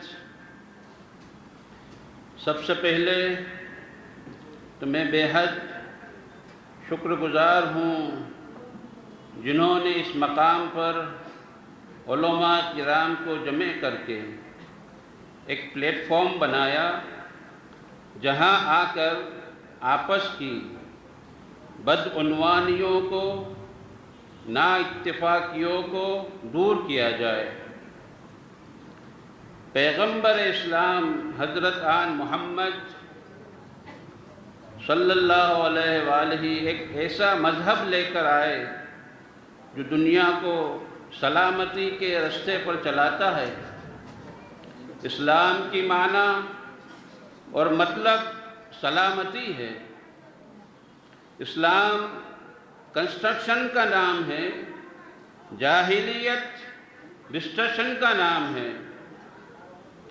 इस्लाम अफराद नौ इंसान को एक सिलसिला वहदत में मरबूत करने के लिए बाहमी हमदर्दी और ताउन की तालीम देता है और नए बशर का एक फ़र्द होने की हैसियत से दूसरे पर इसका हक़ आयद करता है, ख्वाह वो इसका हम मसलक हो या ना हो, इसका हम कौम हो या ना हो, इसका हम वतन हो या ना हो, क्योंकि सब एक ही खालिक के बनाए सवारे हुए हैं। ये वो तालीम है जो तहज़ीब व तमद्दन इज्तिमाई के लिए संग बुनियाद की हैसियत रखती है। आलम की तारीख़ में नज़र डाले तो ये मालूम होगा रसूल अकरम तशरीफ़ लाए उसके पहले दुनिया के हालात बहुत ही तशवीश कुन थे और खौफ व हरास की फ़ज़ा छाई हुई थी। अफरा तफरी का आलम था। अलगाववाद, ज़ातीवाद, भाषावाद, कीनावाद, कौमवाद, अखलाक और भाईचारे का दूर दूर तक कोई नाम व निशान नहीं था। ऐसे हालात में आन हज़रत सरवर कायनात हज़रत मोहम्मद सल्लल्लाहु अलैहि की विलादत हुई और बचपन से ही अखलाकी और आला तालीम हासिल हुई। अमीन के खिताब से بلانے میں آئے۔ قرآن مجید آپ کے اخلاق کردار پر مہر لگائی، فرمایا کہ اِنَّكَ لَعَلَىٰ خُلُقٍ عَظِيمٍ۔ آپ نے اسلام کو بھائی چارہ، محبت، اخلاق سے پھیلایا اور فرمایا المسلم من سلم الناس من یدہ ولسانہ۔ سچا مسلمان وہ ہے جس کے ہاتھوں سے اور یہاں تک کہ زبان سے بھی لوگ سلامت رہے۔ یہ اساسی بات ہے، اور اس سے بھی آگے خدا کی طرف محبوب ہونے کے لیے رسول خدا نے ارشاد فرمایا کہ الخلق عیال اللہ وأحب الخلق الی اللہ انفعہم لعیالہم۔ تمام خلق خدا کی پرورش کی محتاج ہے، اور خدا کے نزدیک محبوب تر وہی بندہ ہے جو اس خلق کو زیادہ نفع مند ثابت ہو۔ اور اس راہ پر رسول اللہ صلی اللہ علیہ وآلہ کے بعد آل الرسول نے اسی فلسفت اسلام کو باقی رکھنے کے لیے اپنی جان بھی قربان کر دی۔ جس طرح ہمارے پیارے نبی کے پیارے نواسے امام حسین نے حق کے خاطر سر کٹایا دیا، باطل کے سامنے سر جھکایا نہیں۔ ایک دوسری بات تاریخ کے حوالے سے کہنا چاہتا ہوں۔ جب آل الرسول ائمت فاطمین کی مصر میں، ایجپٹ میں 400 سالوں تک مملکت دولت رہی، وہ دولت جس کے لیے ایک عالم نے یہ کہا وَدَوْلَةُ الْمُصْطَفَى وَعِطْرَتِهِ إِن كُنْتَ أَنْصَفْتَ أَفْضَلُ الدُّوَلِ۔ مصطفیٰ کی دولت افضل دولت ہے جو انصاف کی نظر سے دیکھی جائے تو۔ اس عرصے میں ملک کی ترقی، بھائی چارہ، تمدن اور اجتماع کی بنیاد اتنی مضبوط ہوئی کہ تاریخ میں گولڈن ایرا سے مشہور و معروف ہوا۔ اس کی ایک زندہ مثال آج جامع ازہر ہے۔ آل رسول کا ایک نایاب تحفہ اخوان الصفا کی کتاب ہے، جس کے 52 والیوم سے اس کتاب کا نام ہے آپس میں بھائی چارہ اور محبت سے رہنا سکھاتا ہے۔ اسی کتاب کے حوالے سے کہنا چاہتا ہوں کہ آپ نے فرمایا اننا لا نعادی علما من العلوم ولا مذہبا من المذاہب۔ ہم کسی بھی علم سے عداوت نہیں کرتے ہیں، ہم کسی بھی مذہب سے دشمنی نہیں رکھتے ہیں۔ آل رسول کے استطاعت کے بعد دعات مطلقین فاطمین نے اپنی قوم کی رہبری کی اور خدمت خلق کے لیے ہمیشہ کوشاں رہے۔ آپ سب جانتے ہیں کہ 52 میں دائی ڈاکٹر سیدنا محمد برہان الدین جو 102 سال کی عمر میں وفات پائے ہیں، ان کے جانشین 53 میں دائی ڈاکٹر سیدنا علی قدر مفضل سیف الدین، جن کو ابھی پاکستان میں ڈاکٹری کی ڈگری سے نوازا گیا، اسی فلسفت اسلام پر چلا رہے ہیں۔ سیدنا صاحب ہمیشہ دیش ودیش کی سفر کرتے ہیں اور یہ پیغام پہنچاتے ہیں حق پرست رہو، باطل کے سامنے کبھی نہ جھکو، دیش کے وفادار رہو، وطن کی محبت اور وطن کے لوگوں کی محبت کرو۔ حب الوطن من الایمان قرار دیا ہے۔ قوم کو تعلیم یافتہ کرنے کے لیے طلب العلم فریضۃ علی کل مسلم و مسلمۃ، فریضت معنی ہے یہی وہ ہدایات اور تعلیمات ہے جس کی اور سیدنا صاحب عمل کرواتے رہیں، قوم کو ترقی کی راہ پر آگے بڑھاتے رہیں۔ میری آج سبھی سے دانش مندوں سے گزارش ہے کہ اپنا تعاون کچھ اس طرح سے کرے، کوئی مذہب کے لوگوں دوسرے مذہب کو اچھا برا نہ کہے، بہتر نظر عزت کی نظر سے دیکھے، وقت آنے پر آپس میں بھائی چارہ اور اپنا سمجھ کر ایک دوسرے کی مدد کرے تاکہ جو انسانیت بکھر گئی ہے وہ ایک دھاگے میں آ کر پرو جائے، ایک تسبیح بن جائے۔ میں بارگاہ رب العزت میں دعا کرتا ہوں کہ ہم کو ہمیشہ عمد پسند بنائے، ترقی کی راہ پر چلائے، مخلوق خدا کے لیے نفع مند کرے۔ اہدنا الصراط المستقیم صراط الذین انعمت علیہم غیر المغضوب علیہم ولا الضالین، وآخر دعوانا ان الحمد للہ رب العالمین۔ السلام علیکم۔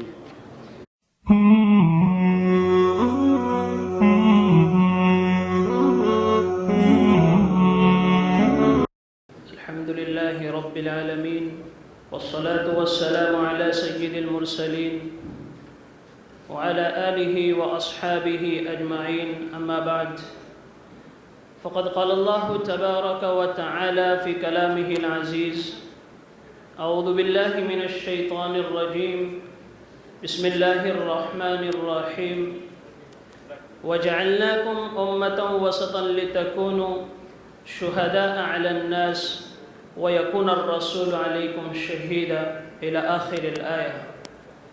وجاء في الحديث الشريف عن النبي صلى الله عليه وسلم قال: من أحيا سنتي عند فساد أمتي فله أجر 100 شهيد۔ وقال إمام الحجاز أنس بن مالك رحمه الله تعالى في مؤتئه: لا يصلح آخر هذه الأمة إلا ما صلح به أولها، أو كما قال عليه الصلاة والسلام۔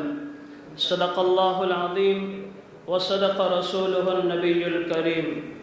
اللهم صل على سيدنا محمد وعلى آل سيدنا محمد وبارك وسلم۔ محترم علماء کرام، آئے ہوئے عزیز مہمانان اعظام اور منتظمین حضرات، میں آپ تمام حضرات کا بے پناہ ممنون و مشکور ہوں کہ آپ حضرات نے امت وسط کے تعلق سے کچھ کلمات کہنے کا موقع دیا۔ میں نے آپ حضرات کے سامنے قرآن کریم کی ایک آیت تلاوت کی ہے جو بالکل موضوع پر 100% صادق آتی ہے، لیکن وقت کی قلت اور تفسیر کی لمبائی اس بات کی اجازت نہیں دیتی کہ میں اس آیت کی تفسیر کروں، اس لیے کہ یہ تفسیر بڑا لمبا وقت چاہتی ہے اور وقت اس کی اجازت نہیں دیتا۔ لہذا میں منتظمین حضرات سے امید کرتا ہوں کہ آئندہ کوئی ایک ایسا پروگرام مستقل اس عنوان کی تفسیر کے تحت رکھے تاکہ ہمارے ایمان والے بھائیوں کے سامنے اس عنوان کی مکمل سیر بحث تفسیر سامنے آئے، اور اس کے اندر اللہ تعالیٰ نے کیا واقعہ، کیا آنے والا واقعہ مسلمانوں کے ساتھ ہونے والا ہے جو بیان کیا اللہ نے، وہ ہم تمام کے ساتھ ہمارے مادری زبان کے اندر آئے۔ یہ میں ان حضرات سے امید کرتا ہوں تاکہ تمام علماء کرام اس پر سیر بحث حاصل کریں۔ محترم حاضرین، یہاں پر جو ہمیں جمع کیا گیا ہے اس کا مقصد یہ ہے کہ ہم اپنی زندگی کو کس طرح نمایاں حیثیت بنا کر لوگوں کے لیے نفع کا سامان تیار کر سکیں، اور یہ امت جو کبھی کسی وقت پوری دنیا کی خیر خواہی کے لیے منٹ میں کھڑی ہو جایا کرتی تھی، آج اس امت کا خود کا کوئی دیکھ بھال کرنے والا نہیں ہے۔ میں ایک واقعہ آپ کو بتاؤں، جب ہندوستان اور پاکستان کا بٹوارا ہو رہا تھا، ہندوستان الگ ہو رہا تھا اور پاکستان الگ ہو رہا تھا، اس وقت مہاتما گاندھی نے ایک بات کہی تھی اس ملک کے سیکولرزم سے۔ کیا کہا تھا؟ ایک تاریخی جملہ ہے اور میرے اور آپ کے بدن کے رونگٹے کھڑے کرنے والا وہ جملہ ہے۔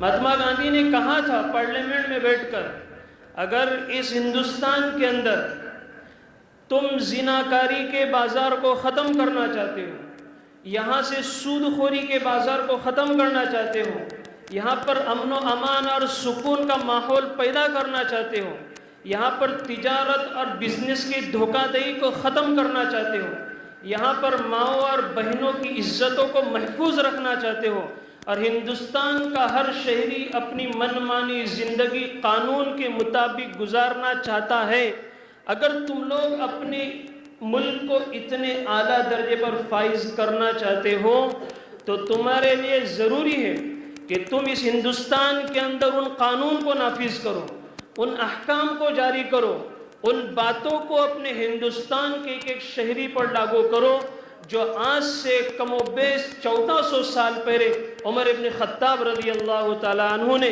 سرزمین حجاز پر جاری کیے تھے۔ میرے دوستوں، آج ایک غیر ایمان والا شخص یہ بات کہنے کے لیے مجبور ہو گیا تھا کہ اسلام کی تعلیمات کے اندر وہ طاقت ہے، اسلام کے قوانین اور قواعد کے اندر وہ قوت ہے کہ یہ طاقت اور قوت پوری انسانیت کو بالکل سکون اور چین کی زندگی دیتا ہے، وہ طاقت اور قوت انسان کو بالکل اپنے معاشرے کو صاف اور شفاف زندگی گزارنے پر مجبور کرتا ہے۔ امام مالک رحمۃ اللہ علیہ کا قول میں نے اپنے خطبے کے اندر پڑھا ہے۔ امام مالک رحمۃ اللہ علیہ نے فرمایا لا يصلح آخر هذه الامة کہ اس امت کا آخری آنے والا طبقہ اس وقت تک اپنے اعمال کی اصلاح نہیں کر سکتا، اپنے اعمال، اپنے اخلاق اور اپنے عادات کو صحیح نہیں بنا سکتا جب تک کہ الا ما صلحت به اولها، جب تک کہ یہ امت کا آخری آنے والا طبقہ ان تعلیمات کو، ان قوانین کو، ان احکامات کو اپنی زندگی کے اندر نہ لائے جو اس امت کے پہلے لوگ اپنی زندگی کے اندر لائے تھے۔ امام مالک رحمۃ اللہ علیہ اشارہ کر رہے ہیں کہ اس امت کو صحابہ کرام والے اعمال اپنی زندگی کے اندر لانے ہوں گے۔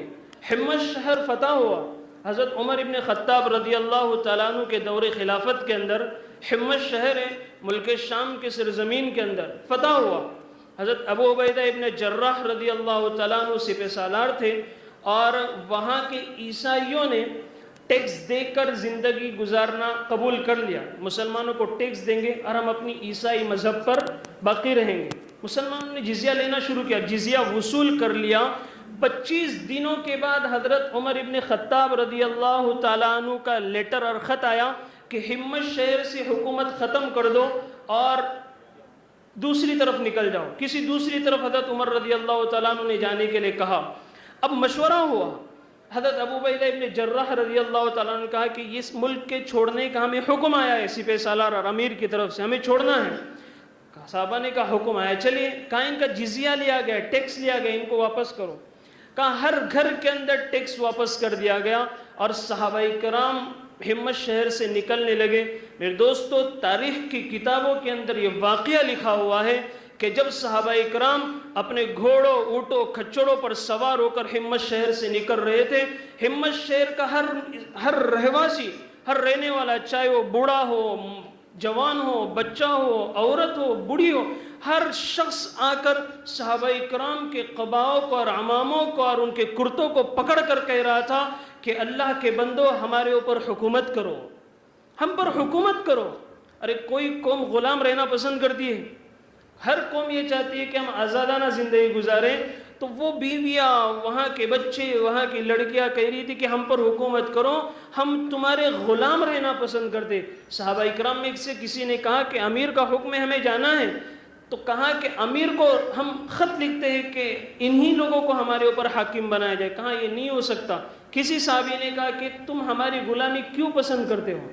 کیوں پسند کرتے ہو؟ کہ تم آزاد رہنا نہیں چاہتے؟ کہا کہ نہیں، جس دن سے تمہارا قافلہ ہمارے شہر کے اندر داخل ہوا ہے اس دن سے ہماری بچیوں کی اور ماؤں بہنوں کی عزتیں محفوظ ہو گئی ہے، یہاں کی چوری چماری محفوظ ہو گئی ہے، یہاں پر قتل و خون اور غارت گیری محفوظ ہو گئی ہے۔ ہم رات کو 10 کیواڑے لگا کر سویا کرتے تھے، ہمارے گھروں کے اندر بچیوں کی عزتیں محفوظ نہیں تھی۔ آج ہم اپنے دروازے کھلے رکھ کر سوتے، ہماری بچیوں کی عزتیں محفوظ ہیں، ہمارے گھر چوری ڈاکے سے محفوظ ہے۔ دوستو، اسلام یہ طریقہ سکھاتا ہے۔ شیخاوت سر کسی وقت میں ہندوستان کے پرائم منسٹر گزرے ہیں، انہوں نے اپنے ایک لیکچر کے اندر عجیب و غریب بات کہی تھی۔ میں نے انٹرنیٹ پر کسی وقت ان کی تقریر سنی، انہوں نے کہا کہ مجھے تعجب ہوتا ہے کہ ہندوستان جیسے شہر کے اندر مسلمان موجود ہے، مسلمان موجود ہے، اور اس مسلمان کے پاس زکوٰۃ کا نظام اور سسٹم ہے، جو زکوٰۃ ان کے غریب امیروں سے لے کر غریبوں کو دی جاتی ہے، ایسا سسٹم موجود ہے، لیکن مجھے تعجب ہوتا ہے کہ ہندوستان کے اندر لوگ بھوک اور پیاس سے مر رہے ہیں۔ میرے دوستو، اس پلیٹ فارم پر آ کر ان تمام باتوں پر سوچنا ہوگا، ہمارا اجتماعی زکوٰۃ کا نظام ہو، ہمارے بچوں کی صحیح تعلیم اور تربیت ہو، ہمارے بچوں کے اندر اگر ڈاکٹر بنتا ہے تو پہلے وہ مسلمان ہو، بعد میں ڈاکٹر ہو، جیسے کہ ہمارے اس سے پہلے خطیب صاحب نے کہا تھا، ہماری بچی اگر انجینئر اور ڈاکٹر بنتی ہے تو ان کے اندر سب سے پہلے شرم و حیا ہو، پردہ ہو، اور اس کے بعد وہ ڈاکٹر بنے۔ میرے دوستو، میں آپ تمام حضرات سے گزارش کرتا ہوں کہ یہ جو پلیٹ فارم تیار کیا ہے، اس پلیٹ فارم کو قرآن و حدیث اور ہمارے ائمہ سلف کی روشنی میں بالکل مضبوطی کے ساتھ عمل کرنے کی کوشش کی جائے۔ اللہ تعالیٰ سے دعا ہے کہ اللہ تعالیٰ ہماری ان مختصر سی فکروں کے ذریعے سے کوئی بڑا عمل جاری کروائے۔ وآخر دعوانا ان الحمد للہ رب العالمین۔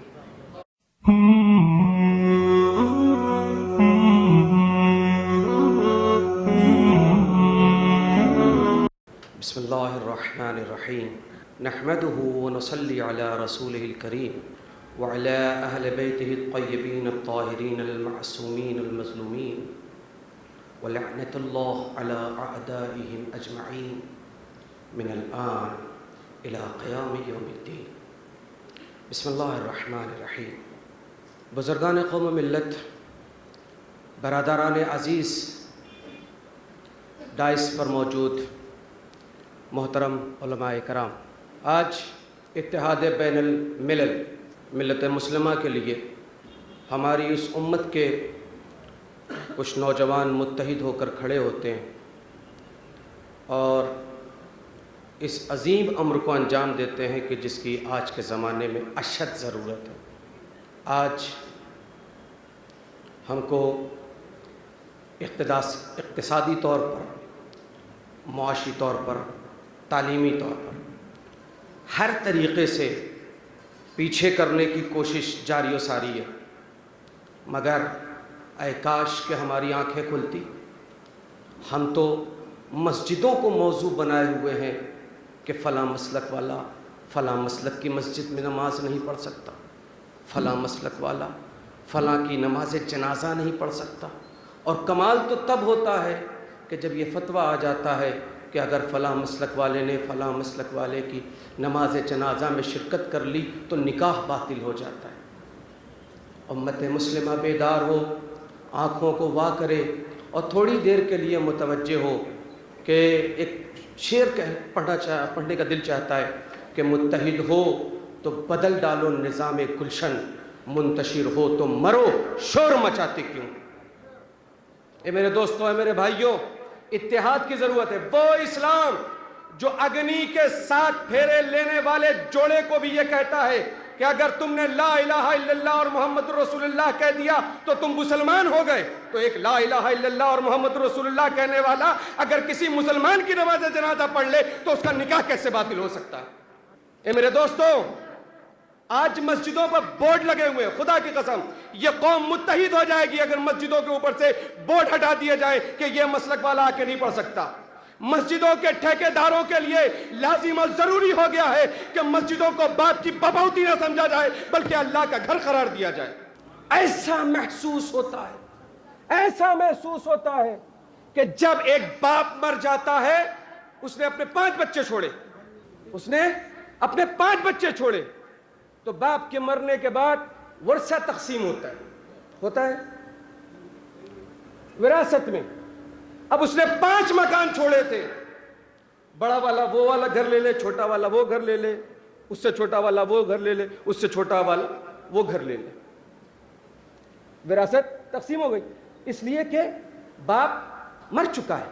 متوجہ ہوئے آپ؟ تو باپ کے مرنے کے بعد وراثت تقسیم ہوتی ہے۔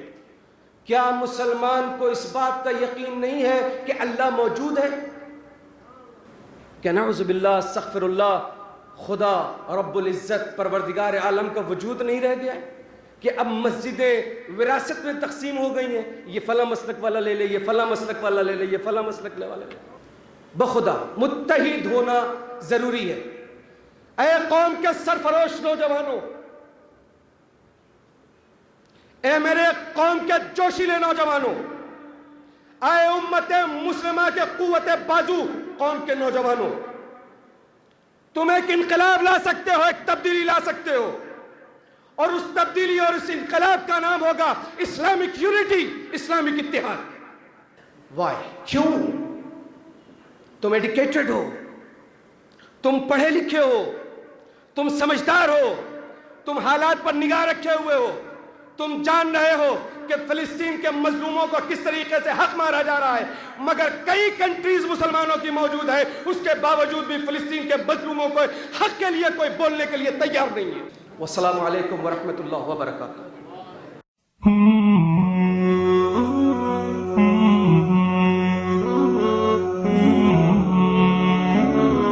نحمده ونصلي على رسوله الكريم، اما بعد فاعوذ باللہ من الشیطان الرجیم، بسم اللہ الرحمن الرحیم، وَكَذَلِكَ جَعَلْنَاكُمْ أُمَّةً وَسَطًا لِتَكُونُوا شُهَدَاءَ عَلَى النَّاسِ وَيَكُونَ الرَّسُولُ عَلَيْكُمْ شَهِيدًا۔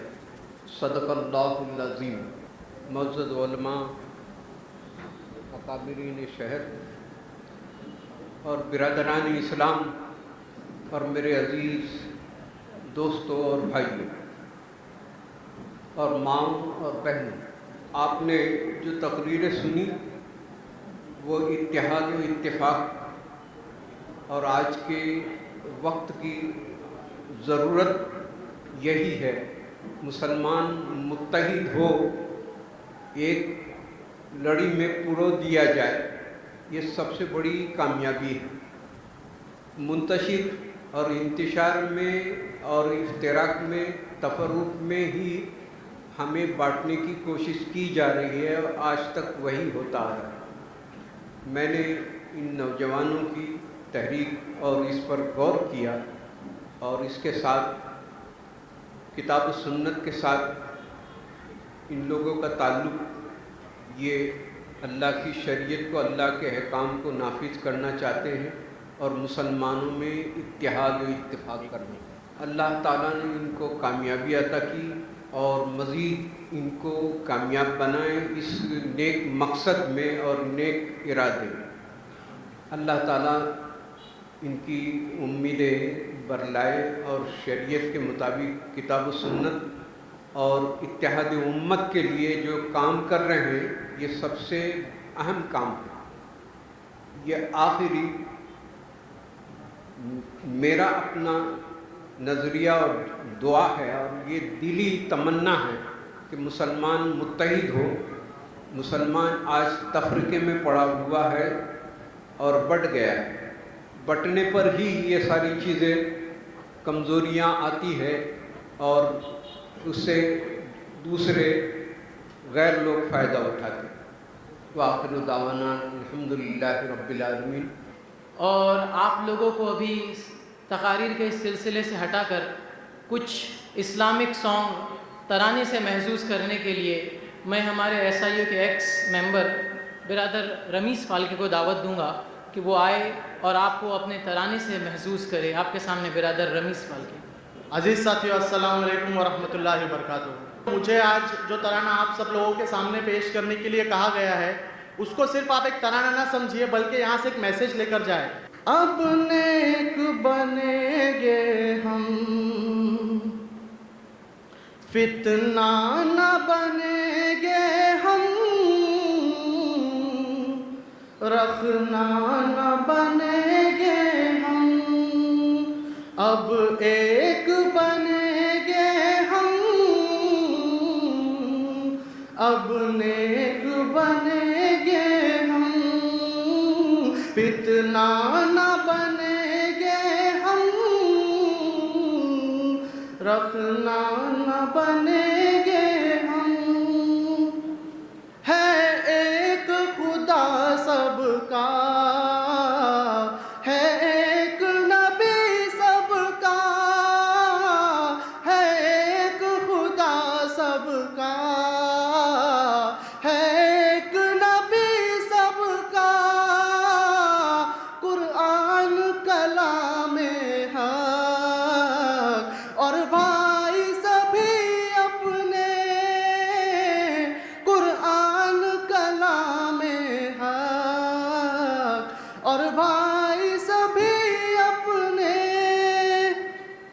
اللہ کی رسی کو مضبوط پکڑ لے سب، اللہ کی رسی کو مضبوط پکڑ لے سب، اللہ کے بندے سب ایک صف میں کھڑے ہوں گے، اللہ کے بندے سب ایک صف میں کھڑے ہوں گے، اللہ کے بندوں میں چھوٹے نہ بڑے ہوں گے، اللہ کے بندوں میں چھوٹے نہ بڑے ہوں گے، اللہ کی رسی کو مضبوط پکڑ لے سب، اللہ کی رسی کو مضبوط پکڑ لے سب، ایک ہوگی جماعت اپنی، ایک ہوگا امام اپنا، ایک ہوگی جماعت اپنی، ایک ہوگا امام اپنا، ایک ہوگی یہ ملت بھی، ایک ہوگا نظام اپنا، ایک ہوگی یہ ملت بھی، ایک ہوگا نظام اپنا، اللہ کی رسی کو مضبوط پکڑ لے سب، اللہ کی رسی کو مضبوط پکڑ لے سب، دنیا میں ہماری ہے کیا ساخت ذرا دیکھو، دنیا میں ہماری ہے کیا ساخت ذرا دیکھو، ان جزوی مسائل سے کیا حال ہوا دیکھو، ان جزوی مسائل سے کیا حال ہوا دیکھو،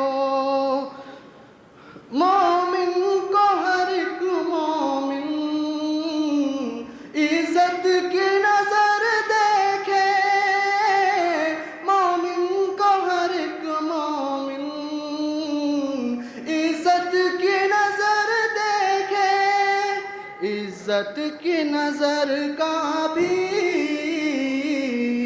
کیا ہوگا اثر دیکھے، عزت کی نظر کا بھی کیا ہوگا اثر دیکھے، اللہ کے گھر پر تو اللہ کا ہو قبضہ، اللہ کے گھر پر تو اللہ کا ہو قبضہ، اللہ کے گھر پر بھی بندوں نہ کرو قبضہ، اللہ کے گھر پر بھی بندوں نہ کرو قبضہ،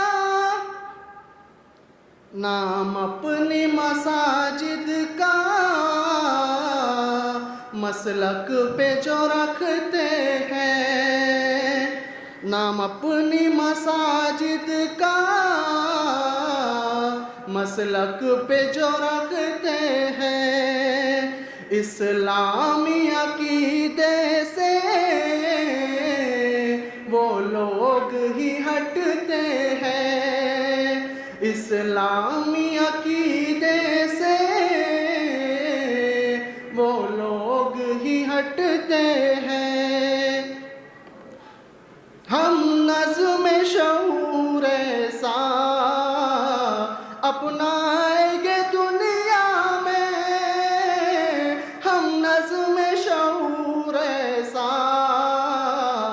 اپنائیں گے دنیا میں ہم خیر کی دعوت کو، پھیلائیں گے دنیا میں ہم خیر کی دعوت کو، پھیلائیں گے دنیا میں اللہ کی رسی کو، مضبوط پکڑ لے سب اللہ کی رسی کو، مضبوط پکڑ لے سب اپنے ایک بنیں گے ہم، اب ایک بنیں گے ہم، اب نیک بنیں گے ہم، اب ایک بنیں گے ہم، فتنہ نہ بنیں گے ہم، رکھنا نہ بنیں گے ہم۔ جزاک اللہ۔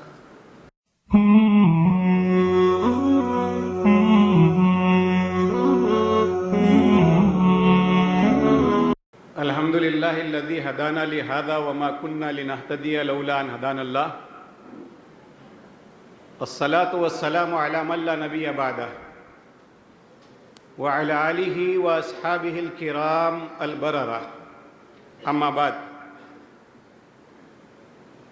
قال اللہ تبارک وتعالی فی کلامہ المجید والفرقان الحمید، اعوذ باللہ من الشیطان الرجیم، بسم اللہ الرحمن الرحیم، یا ایہا الذین آمنوا کونوا قوامین للہ شہداء بالقسط ولا یجرمنکم شنآن قوم علی الا تعدلوا اعدلوا هو اقرب للتقوی، وقال ولا تکونوا کالذین نسوا اللہ فانساہم انفسہم، صدق اللہ العلی العظیم۔ رب اشرح لی صدری ویسر لی امری واحلل عقدۃ من لسانی یفقہوا قولی، رب یسر ولا تعسر وتمم بالخیر۔ اسٹیج پر تشریف فرما علماء اعظام اور یہاں اس بڑی بامانہ مجلس میں اپنی حاضری سے اس مجلس کو ایک انقلابی مجلس کا رخ دینے کے لیے موجود ملت اسلامیہ کے غیرت مند فرزندوں، عروس البلاد بمبئی کے جوار میں انشاءاللہ تبارک و تعالی نوجوانوں کی آواز پر آپ کی یہ بیداری پورے ملک کے لیے بیداری کا پیغام انشاءاللہ ثابت ہوگی۔ برادران محترم، جیسا کہ یہ بات آپ کے سامنے عرض کی گئی کہ نوجوانوں نے ہمیشہ اپنے جذبوں سے، اپنے عزائم سے، اپنی جانثاریوں سے اور کچھ کر دینے کے اپنے جو ہے ایک داعیے سے تاریخ کا رخ نوجوانوں نے بدلا ہے، اور ملت اسلامیہ کا نوجوان اگر اس لحاظ سے بیدار ہو رہا ہے کہ اس نے ملت اسلامیہ کے ان پھولوں کو اس گلدستے میں یہاں جمع کر دیا ہے، تو اس نوجوان کے لیے صد آفرین۔ اس نوجوان کی یہ بیداری آج جب کہ ملت اسلامیہ اپنے آپ کو کئی مقامات پر بیک فٹ پر محسوس کر رہی ہے، انشاءاللہ ملت اسلامیہ کی نوجوانوں کی یہ بیداری ملت اسلامیہ کو فرنٹ فٹ پر لے جا کر کے اپنے کردار کو ادا کرنے کی پوزیشن میں لائے گی، اور ملت اسلامیہ کے نوجوانوں نے حوصلے کے ساتھ اٹھ کر کے یہ جو اعلان کیا ہے کہ ہم امت وسط ہے، تو یہ اعلان اپنے اندر کئی طرح کی معنویت یہ رکھتا ہے۔ اس کے ذریعے سے وہ یہ اعلان کرنا چاہتے ہیں کہ ہم انسان اور انسانوں کے رب کے درمیان رابطے کی کڑی ہم ہیں، وہ انسان جو ہمارے اطراف میں یہاں پر رہتے اور بستے ہیں، وہ 100 کروڑ انسان جو اللہ تبارک و تعالیٰ کو بھول کر کے یہاں زندگی گزار رہے ہیں، اور اللہ کو بھولنے کی وجہ سے اس زمین کو انہوں نے فساد سے اور انتشار سے اور بدامنی سے بھر دیا ہے۔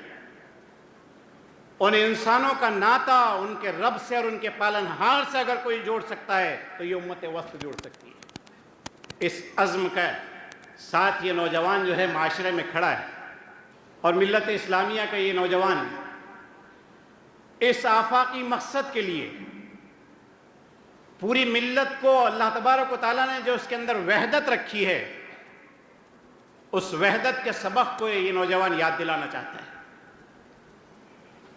اس یگانگت کے سبق کو، اس یونیٹی اور اس انٹیگریٹی کے سبق کو، اس ایکتا کے سبق کو جو حرم پاک بھی، اللہ بھی، قرآن بھی ایک ہی سب کا نبی، دین بھی، ایمان بھی ایک، ان بنیادوں پر جو ایکتا ہے، ان بنیادوں پر جو ایکتا ہے کہ ہمارا اللہ تبارک و تعالیٰ ہمارا خالق و معبود وہ تنہا ہمارا معبود ہے، ہم عقیدے کے لحاظ سے اپنے درمیان وحدت محسوس کرتے ہیں، ہم برہما کے سر، پیر اور دھڑ سے پیدا ہونے کی حیثیت سے بٹے ہوئے نہیں ہیں ورنوں میں،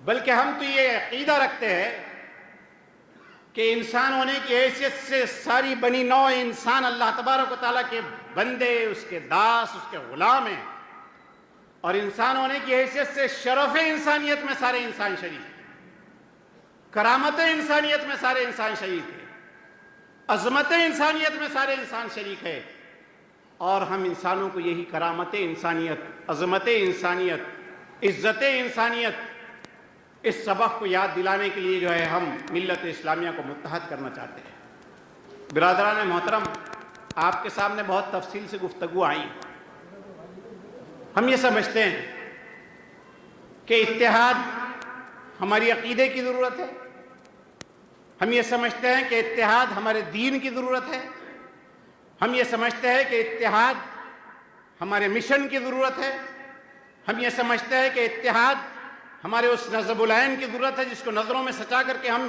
زندگی کے سفر کو طے کرنا چاہتے ہیں، ہم یہ سمجھتے ہیں کہ اتحاد اس زمین پر ہماری باوقار اور باعزت زندگی کی ضمانت ہے، اس لیے ہماری ضرورت ہے، ہم یہ سمجھتے ہیں کہ یہ اتحاد ہماری ضرورت اس لیے ہے کہ اللہ تبارک و تعالیٰ کے وہ بندے جو اللہ تبارک و تعالیٰ سے برگشتہ ہیں اور پھر گئے ہیں، ان کو اللہ تبارک و تعالیٰ سے جوڑنے کے مشن پر اللہ تبارک و تعالیٰ نے ہم کو کاربند کیا ہے، اس لیے بھی اتحاد ہماری ضرورت ہے۔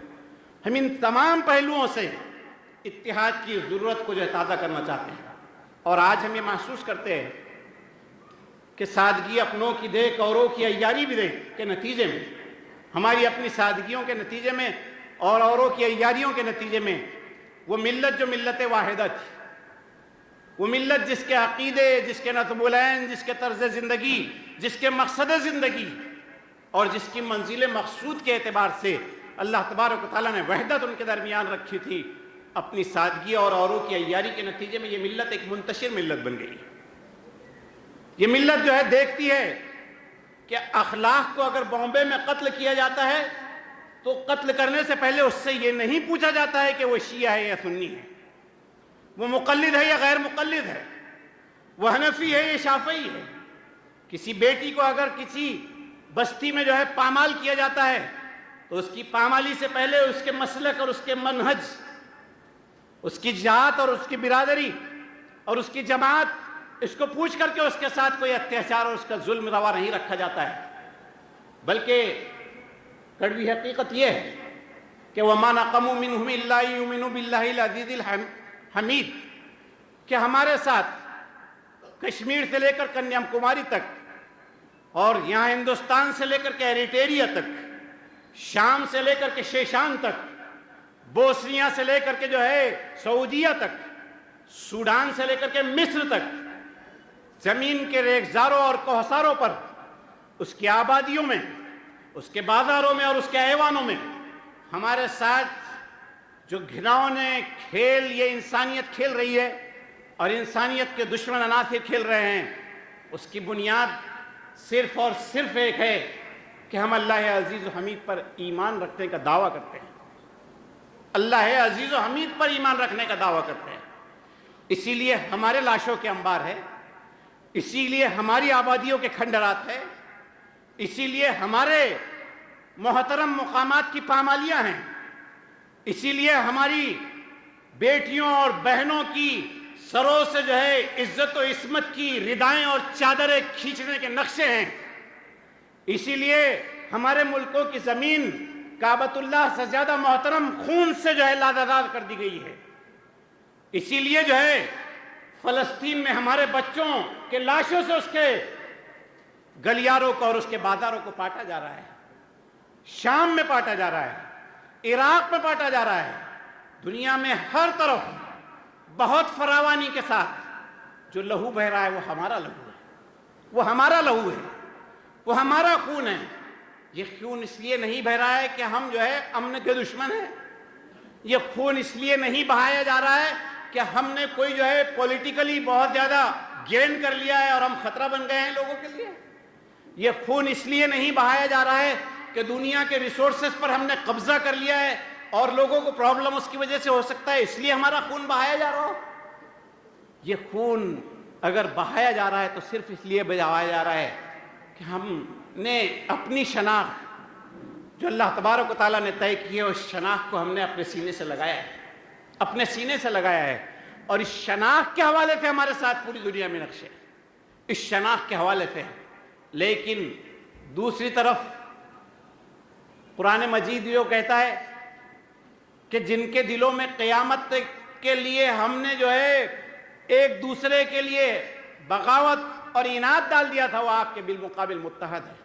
یہود و نصارہ اغرینا بینہم العداوۃ والبغضاء الی یوم القیامہ,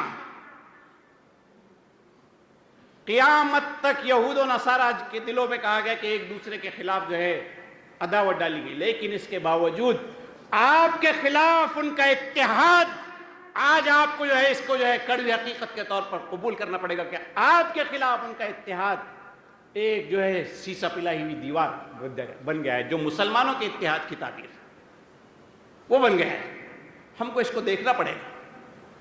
ہم یہ بات اپنے ذہن میں رکھیں کہ اللہ تبارک و تعالیٰ نے یہ بات ارشاد فرمائی کہ وَلَتَجِدَنَّ أَشَدَّ النَّاسِ عَدَاوَةً لِلَّذِينَ آمَنُوا الْيَهُودَ وَالَّذِينَ أَشْرَكُوا. جس سینیریو میں ہم یہاں جی رہے ہیں, جس ماحول میں ہم یہاں جی رہے ہیں, اور ان کی جو اسٹریٹجک پارٹنرشپ ہے اسرائیل کے ساتھ, یہ جو ہے واشنگٹن ڈی سی کے گلیاروں کے جو ہے مہینہ 2 مہینوں میں دورے ہیں, یہ یوں ہی نہیں ہے, یہ یوں ہی نہیں ہے, بلکہ قرآن مجید میرے اور آپ کے کان کھول رہا ہے کہ لَتَجِدَنَّ أَشَدَّ النَّاسِ عَدَاوَةً لِلَّذِينَ آمَنُوا الْيَهُودَ وَالَّذِينَ أَشْرَكُوا. یہ الَّذِينَ أَشْرَكُوا کا ان کے ساتھ گٹھ جوڑ ہے, اور اس گٹھ جوڑ کے سارے جو اسٹریٹجیز ہے, اس کی ساری منصوبہ بندیاں ہیں, اس کی ساری پلاننگ ہے, اس کی سارے جو ہے شڈینتر کاری شکتیاں مل کر کے اس شڈینتر کو ہمارے اور آپ کے خلاف یہاں رچنا چاہتی ہے اور اس کو اس اسٹیج پر یہاں کھیلنا چاہتی ہے, اور اس کے پارٹنرز یہ ہے, اسٹریٹجک پارٹنرز یہ ہے. اس کو ہمیں دیکھنا پڑے گا, اس کو ہمیں دیکھنا پڑے گا. یوں ہی نہیں کہا جائے انگلینڈ میں جا کر کے سبرامنیم سوامی صاحب نے, اور یوں ہی جو ہے اشوک سنگل یہ بات نہیں کہہ رہے ہیں کہ ہم مسلمانوں کو ان کی دھڑے بازیوں کی بنیاد پر ایک دوسرے سے ٹکرا کر کے ان کی اسٹرینتھ کو ہم توڑ دیں گے. وہ جانتے ہیں اس بات کو, وہ جانتے ہیں اس بات کو کہ ہمارے لیے سب سے بڑا پرابلم اگر کوئی چیز یہاں بن سکتی ہے آئیڈیالوجیکلی, نظریاتی بنیاد پر, نظریاتی بنیاد پر ہم نے جن لوگوں کو غلام بنا رکھا ہے ان لوگوں کے لیے کسی پیغام میں اگر اٹریکشن ہو سکتا ہے تو وہ اسلام کا پیغام امن ہے, پیغام عدل ہے, پیغام راستی ہے, پیغام سکون ہے. اس میں جو ہے اٹریکشن ہو سکتا ہے, اس کو وہ جانتے ہیں. اس لیے وہ جو ہے کہہ رہے ہیں کہ ہم ان کو ٹکرائیں گے تاکہ یہ آپس میں ٹکراتے رہے اور ان کے سامنے یہ نصب العین جو ان کی نظروں کے سامنے سجنا چاہیے وہ سج ہی نہ پائے. یہ کوششیں ہیں, یہ کوششیں اور کاوشیں ہیں. اور جس طرف ملک کے حالات جا رہے ہیں آپ اس کو ذہن میں رکھیں. میں نے آپ سے کہا کہ ہماری عقیدے کی ضرورت, ہمارے دین کی ضرورت, ہمارے نصب العین کی ضرورت, ہمارے مشن کی ضرورت، ہمارے سروائیول کی ضرورت، ان ساری ضرورتوں کو ہم اپنے ذہن میں رکھیں کہ ان سارے اعتبارات سے اتحاد ہماری ضرورت ہے، اتحاد ہماری ضرورت ہے۔ لیکن آج ملک کے جس طرح کے حالات ہیں، ان حالات میں بالخصوص اگر ہم نے یہ جو بات کہی ابھی آپ کے سامنے محترم جو کہہ رہے تھے کہ اگر ہم متحد نہیں ہوتے تو پھر چیختے اور چلاتے رہیے، آپ کچھ نہیں ہونا۔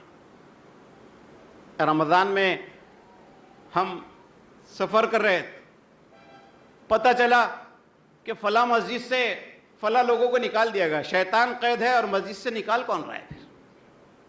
اللہ کے رسول صلی اللہ علیہ وسلم نے فرمایا اذا دخل رمضان سلسلۃ الشیاطین، کہ جب رمضان آتا ہے تو شیطان قید ہو جاتا ہے۔ تو مسجدوں سے ایک دوسرے کے خلاف یہ کارروائیاں کون کر رہا ہے؟ مسجدوں کے دروازے ایک دوسرے کو ہم بند کر دیں۔ پورے اسلامی لٹریچر میں آپ بتائیے، علماء اکرام یہاں موجود ہے، میں ایک طالب علم ہوں چھوٹا سا، پورے اسلامی لٹریچر میں یہ اب بات بتائیے کہ تکفیر کے سلسلے میں کوئی اصطلاح، فقہی اصطلاح جو ہے پورے اسلامی لٹریچر میں موجود ہے؟ قرآن میں، سنت میں، اجماع امت میں تکفیر کہ کسی مسلمان کو کافر بنا دیا جائے، یہ اس کی بنیاد ہے، ایسی کوئی جو ہے کوئی باب موجود ہے؟ نہیں ہے۔ بہت ذمہ داری کے ساتھ یہ بات۔ لیکن آج جن لوگوں کو دائرہ کفر سے نکال کر کے دائرہ اسلام میں لانا ہے، وہ تو اپنے کفر پر مر رہے ہیں، وہ تو اپنے کفر پر مر رہے ہیں، اور ہم جو ہے یہاں سے تکفیر کے جو ہے گولے داغ داغ کر کے کافر بنانے کے وہ فیکٹریاں کھول رکھی ہیں۔ یہ نہیں کیا کافر، وہ نہیں کیا کافر، ایسا ہوا کافر، تیسا ہوا کافر، یوں نماز نہیں پڑھا کافر، زور سے بولا کافر، آہستہ بولا کافر، ایسا کرا کافر، ویسا کرا کافر۔ اتنا سینسیٹیو ایشو ہے، حدیث کی کتابیں اٹھا کر کے آپ دیکھیے، اتنا سینسیٹیو ایشو ہے کہ اللہ کے رسول صلی اللہ علیہ وسلم نے یہ بات ارشاد فرمائی کہ کوئی کسی کی طرف مسلمان کفر کو منسوب نہ کرے، اگر وہ کفر اس میں نہ پایا گیا جس کی طرف منسوب کیا جا رہا ہے، اس میں وہ نہ پایا گیا تو منسوب کرنے والے کی طرف پلٹ آتا ہے، منسوب کرنے والے کی طرف پلٹ آتا ہے۔ جو شخص کھڑے ہو کر کے کفر کی کلاشنکوف سے تکفیر کے جو ہے فائر کر رہا ہے، خود غور کرنا چاہیے ہم کو خود اس پر غور کرنا چاہیے۔ اور پھر جس طرح کے حالات ہیں، دیکھیے آپ نوجوان کھڑے ہیں، میں بہت یعنی اسلام اس ملک میں جو ہے ساحلی علاقے سے داخل ہوا تھا، اور علامہ اقبال رحمۃ اللہ علیہ نے حضور نبی کریم صلی اللہ علیہ وسلم کی وہ جو احادیث ہے جو جس میں ہند کا تذکرہ ہے، ان احادیث کا جیسٹ بیان کیا علامہ اقبال نے یہ بات کہی کہ میرے عرب کو آئی ٹھنڈی ہوا جہاں سے میرا وطن وہی ہے، میرے عرب کو آئی ٹھنڈی ہوا جہاں سے میرا وطن وہی ہے۔ ساحلی علاقے سے اسلام داخل ہوا تھا، اور اس نے جو ہے اس ملک کو جو ہے دائرہ اسلام میں دے دیا تھا، اس کی نسلوں کو، اور آج ہم مسلمان ہیں۔ اور ایک اور ریفرنس میں آپ کو یاد دلا دوں کہ حضور نبی کریم صلی اللہ علیہ وسلم جب جو ہے وہ یہودی کے باغ میں طائف میں زخموں سے لہو لہان پڑے ہوئے تھے، اور پہاڑوں کا فرشتہ آپ صلی اللہ علیہ وسلم سے کہہ رہا تھا کہ اے محمد صلی اللہ علیہ وسلم، آپ کے ساتھ آپ کی قوم نے جو کچھ کیا اللہ تبارک و تعالیٰ نے دیکھ لیا ہے، آپ کہے تو ان کے حق میں جو ہے بربادی کے فیصلے کر دیے ہیں۔ تو اللہ کے رسول صلی اللہ علیہ وسلم، میں ریفرنس آپ کو صرف بتانا چاہ رہا ہوں، اللہ کے رسول صلی اللہ علیہ وسلم نے یہ بات ارشاد فرمائی تھی کہ لعل اللہ ان یخرج من اصلابہم، کہ اللہ کی ذات سے میں پر امید ہوں کہ اللہ تبارک و تعالیٰ ان اہل طائف کی نسلوں سے کچھ لوگوں کو کھڑا کرے گا جو اللہ تبارک و تعالیٰ کی عبادت کے نظام کو لے کر کھڑے ہوں گے، عبادت۔ اور محمد بن قاسم آئے تھے، بنو ثقیف، وہی بنو ثقیف، محمد بن قاسم یہاں آئے تھے، نوجوان آج کھڑے ہیں۔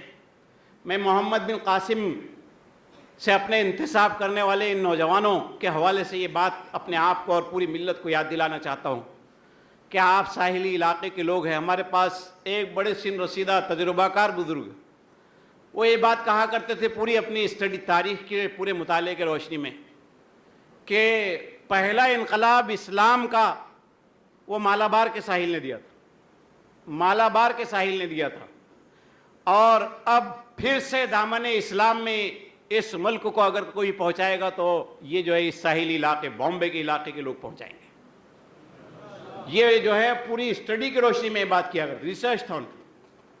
یہاں جس طرح سے افراد، یہاں جو جذبہ ہے، میں نے کبھی جو ہے اس حوالے سے اس طرح کی کوئی گیدرنگ کہیں نہیں دیکھی صاحب. برملا میں کہہ رہا ہوں پورے ملک میں ہم جاتے ہیں، لیکن اس طرح کی گیدرنگ اتنے صبر اور سکون کے ساتھ الحمدللہ جو وقت پر ملت اسلامیہ کے سلسلے میں علی جا عزت بیگوی یہ بات کہتے ہیں کہ ملت اسلامیہ وقت کی پابند بتائی گئی، لیکن وقت کے سلسلے میں سب سے زیادہ جو ہے لاپرواہ ملت اسلامیہ. لیکن میں نے آج دیکھا الحمدللہ کہ لوگ جو ہے جیسے ہی مغرب ہوئی لوگ جو ہے آنا شروع ہو گئے.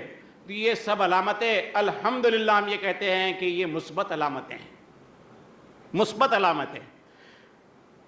اور نہیں امید اقبال اپنی کشت ویرا سے ذرا نم ہو تو یہ مٹی بڑی زرخیز ہے ساقی، بڑی زرخیز اس کے اندر ہے. انشاءاللہ آج ہم یہاں جو جمع ہوئے اور ہم نے اپنے محترم علماء اکرام سے جس طرح کے مواعظ ہم نے سنے قرآن و سنت کی روشنی میں، ہم اس کی روشنی میں یہ یقین رکھتے ہیں جیسا کہ میں نے ابتدا میں یہ بات کہی کہ یہاں کا یہ اجتماع انشاءاللہ پورے ملک کو ایک پیغام دے گا، پورے ملک کو ایک پیغام دے گا. اور جس طرح سے یہاں پر اس گلدستے میں یہ گل سجائے گئے تھے، یہ جب جو ہے ہم اس کو ذریعے سے جو پیغام دیں گے تو ملت اسلامیہ جس طرح کے حالات سے آج دوچار ہے، اور اس کے لیے بہت سارے پرابلم کر دی گئے، آپ سب جانتے ہیں جس طرح کے حالات ہیں اور کیسی ملت اسلامیہ کیفیتوں سے گزر رہی ہے، اس میں جو ہے یہ اس طرح کا ہمارا جمع ہونا انشاءاللہ تبارک و تعالی ہمارے لیے جو ہے منزل مقصود کے سلسلے میں بہت عظیم سنگ میل انشاءاللہ ثابت ہوگا. آپ اب صرف یہ کریں کہ دیکھیے آپ یہاں پر علماء اکرام نے اپنی ذمہ داری ادا کر دی ہے بلا تفریق مسلک. سارے علماء اکرام آ کر کے یہاں پر انہوں نے حاضری لگا دی ہے اور انہوں نے اپنی طرف سے اپنی ذمہ داری ادا کر دی ہے. اب ذمہ داری بڑھ گئی ہے آپ حضرات کی کہ اس اتحاد کو کیسے اب مضبوط بنایا جا سکتا ہے. یہ ایک ابتدا تھی جو عیسائیوں کے نوجوانوں نے کی تھی، اب اس کو آخر تک کیسے لے جایا جا سکتا ہے اور اس کے لیے کیا جو ہے کوششیں کی جا سکتی ہے، اس کو جو ہے بیٹھ کر کے ہم کو منصوبہ بنانا چاہیے اور اس پر جو ہے ہم کو عمل میں لانا چاہیے. میں نے ابتدا میں جو آیت آپ کے سامنے پڑھی، آپ اللہ تبارک و تعالیٰ نے اس میں یہ بات ارشاد فرمائی کہ سب کو کھڑے ہونا ہے اللہ تبارک و تعالیٰ کے لیے. کونوا قوامین للہ، سب کو اللہ کے لیے اٹھ کر کے کھڑے ہونا ہے. اور کیا لے کر کے کھڑے ہونا ہے؟ نظام قسط کو لے کر کے کھڑے ہونا ہے، نظام عدل کو لے کر کے کھڑے ہونا ہے.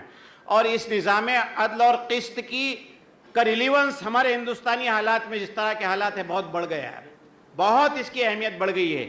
آج یہاں جس طرح کے حالات ہے، جو ٹولہ اقتدار میں آ گیا ہے وہ جس طرح سے تہذیبی رنگ جارحیت کے ذریعے سے رنگ دینا چاہتا ہے اور اس کے ذریعے سے لوگوں کی آئیڈینٹیٹیز کے کرائسس میں لوگوں کو مبتلا کر دینا چاہتا ہے، اس میں اب اس نظام قسط کی علمبردار امت کی ذمہ داری اور اس کی ذمہ داری کی نزاکت بہت زیادہ بڑھ گئی ہے. اس کو سمجھنا ہے ہم کو، اور اگر ہم نے اس کو سمجھا اور اس ذمہ داری کو ادا کیا تو ہمارا بھی سروائیول ہوگا.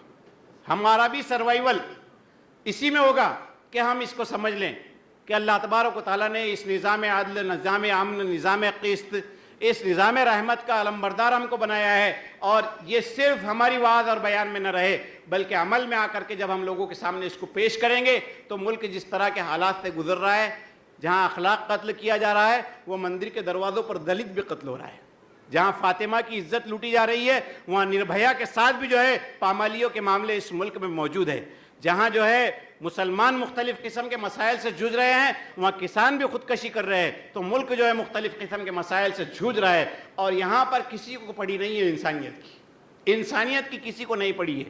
انسانیت کی خیر خواہی اگر کوئی انسانی گروہ کر سکتا ہے تو وہ ملت اسلامیہ کا ہے. ہم کو اس پوزیشن کو سمجھنا ہے اور اس کے حوالے سے اپنی ذمہ داریوں کو ادا کرنے کے لیے کھڑے ہونا ہے. اسی کے ساتھ اس وارننگ کو بھی ہمیں اپنے ذہن میں رکھنا ہوگا جو میں نے پڑھی اللہ تبارک و تعالیٰ کی طرف سے کہ اللہ کو اگر ہم بھول گئے تو ہم ایڈنٹیٹی کرائسس میں مبتلا ہو جائیں گے.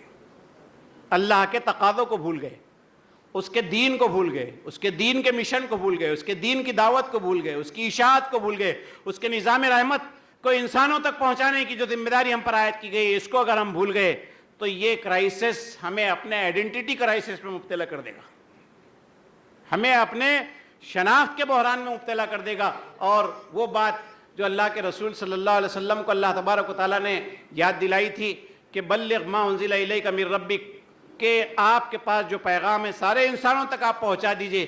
جہاں کنکلوڈ کیا تھا اللہ کے رسول صلی اللہ علیہ وسلم کہ واللہ یعصمک من الناس, اس پیغام کو پہنچائیں گے تو حفاظت اللہ تبارک و تعالیٰ آپ کی کرے گا. اس پیغام کو پہنچانے کے ساتھ حفاظت اللہ تبارک و تعالیٰ کرے گا. ہے عیاں یورش تاتار کے افسانے سے 5 با مل گئے کعبے کو صنم خانے سے. ہمارا پرابلم آج یہ ہے کہ ہم یہ سمجھتے ہیں کہ اللہ تبارک و تعالیٰ کا یہ دین جو ہے یہ توگڑیا کے لیے نہیں ہے.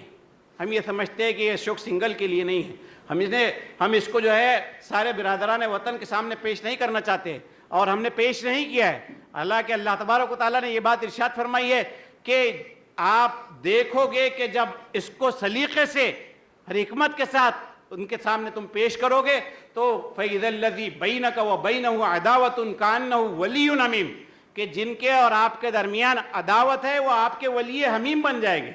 جس دن خالد ابن ولید ایمان لائے, اللہ کے رسول صلی اللہ علیہ وسلم نے ارشاد فرمایا کہ اے اہل ایمان خوش ہو جاؤ کہ آج مکہ والوں نے اپنا جگر گوشہ تمہارے حوالے کیا ہے, اپنا جگر کا ٹکڑا تمہارے حوالے کیا ہے. تو یہ سب کے سب ادھر سے نکل کر کے ادھر آ جائیں گے, صرف اسی وجہ سے, اسی ذریعے سے آئیں گے کہ ہم اپنے اس مشن کو لے کر کے سماج میں کھڑے ہوں, اس کے ترجمان بنیں, اس کو اپنی زبان سے پیش کرے, اپنے کردار سے پیش کرے. ہمارے سمپوزیاز, ہمارے سیمینارز, ہماری گفتگویں, ہمارے ٹیبل ٹاکس, ہمارے جو ہے رائٹ اپس, یہ سب کے سب جو ہے جس پیغام کو پیش کرنے والے ہو وہ یہی ہو کہ اللہ تبارک و تعالیٰ کا یہ دین ساری انسانیت کے لیے دین رحمت ہے, اور ساری ملت اس کلمہ واحدہ پر جمع ہو جائے, اس کلمہ واحدہ پر جمع ہو جائے. دیکھیے آپ, قرآن مجید نے تو اہل کتاب کو مخاطب کر کے یہ بات کہی کہ تعالوا الی کلمۃ سواء بیننا و بینکم, کہ تمہارے اور ہمارے درمیان کلمہ سوا, کامن منیمم پر جمع ہو جاؤ. ہم تو جو ہے حرم پاک, اللہ, قرآن سب ایک ہے, کامن منیمم نہیں ہے, میکسیمم ہمارے پاس جو ہے کامن ہے, میکسیمم کامن ہے ہمارے پاس. ہم اس میکسیمم کامن پر اگر جمع ہو جاتے ہیں تو یہی ہماری قوت کا راز ہے, اور اسی قوت کے ذریعے سے ہم اسلام کے پیغام کو انسانیت کے سامنے پیش بھی کر سکتے ہیں. وگرنہ اگر ہم جو ہے بٹے ہوئے رہے تو پھر ہم جو ہے مسلکوں کے بچانے میں لگے رہیں گے تو پھر دین نہیں بچے گا, دین نہیں بچے گا, اور دین نہیں بچے گا تو ہم نہیں بچیں گے. اللہ تبارک و تعالیٰ ان باتوں پر جو میں نے آپ کے سامنے رکھی ہے, مجھے اور آپ کو ٹھنڈے دل و دماغ کے ساتھ غور کرنے کی توفیق نصیب فرمائے. دل بڑا میرا جو ہے خوشی کے جذبات سے لبریز ہے, اور میں انشاءاللہ تبارک و تعالیٰ اپنے علاقے میں بھی آپ کا یہ جذبہ پہنچانے کی اپنی سی کوشش کروں گا کہ کس طرح آپ حضرات نے کتنا اتحاد کے ساتھ اور کتنی متانت اور سنجیدگی کے ساتھ اس طرح کی اس مثبت اقدام کو یہاں فرمایا ہے اور ایک پیغام دیا ہے. پوری ملت کو یہ پیغام پہنچانے کی ہم کوشش کریں گے. اللہ تبارک و تعالیٰ سے میں اس کی بارگاہ میں دعا گو ہوں کہ اللہ تبارک و تعالیٰ آپ کی ان کوششوں کو قبول فرمائے, اور اللہ تبارک و تعالیٰ یہ جو وحدت ہمارے درمیان قائم ہوئی, اس وحدت کو مداومت اللہ تبارک و تعالیٰ دے دے, اس کے اندر اللہ تبارک و تعالیٰ جو ہے کنسسٹنسی پیدا فرمائے. اقول قولی ھذا واستغفر اللہ لی ولکم اجمعین فاستغفروہ انہ هو الغفور.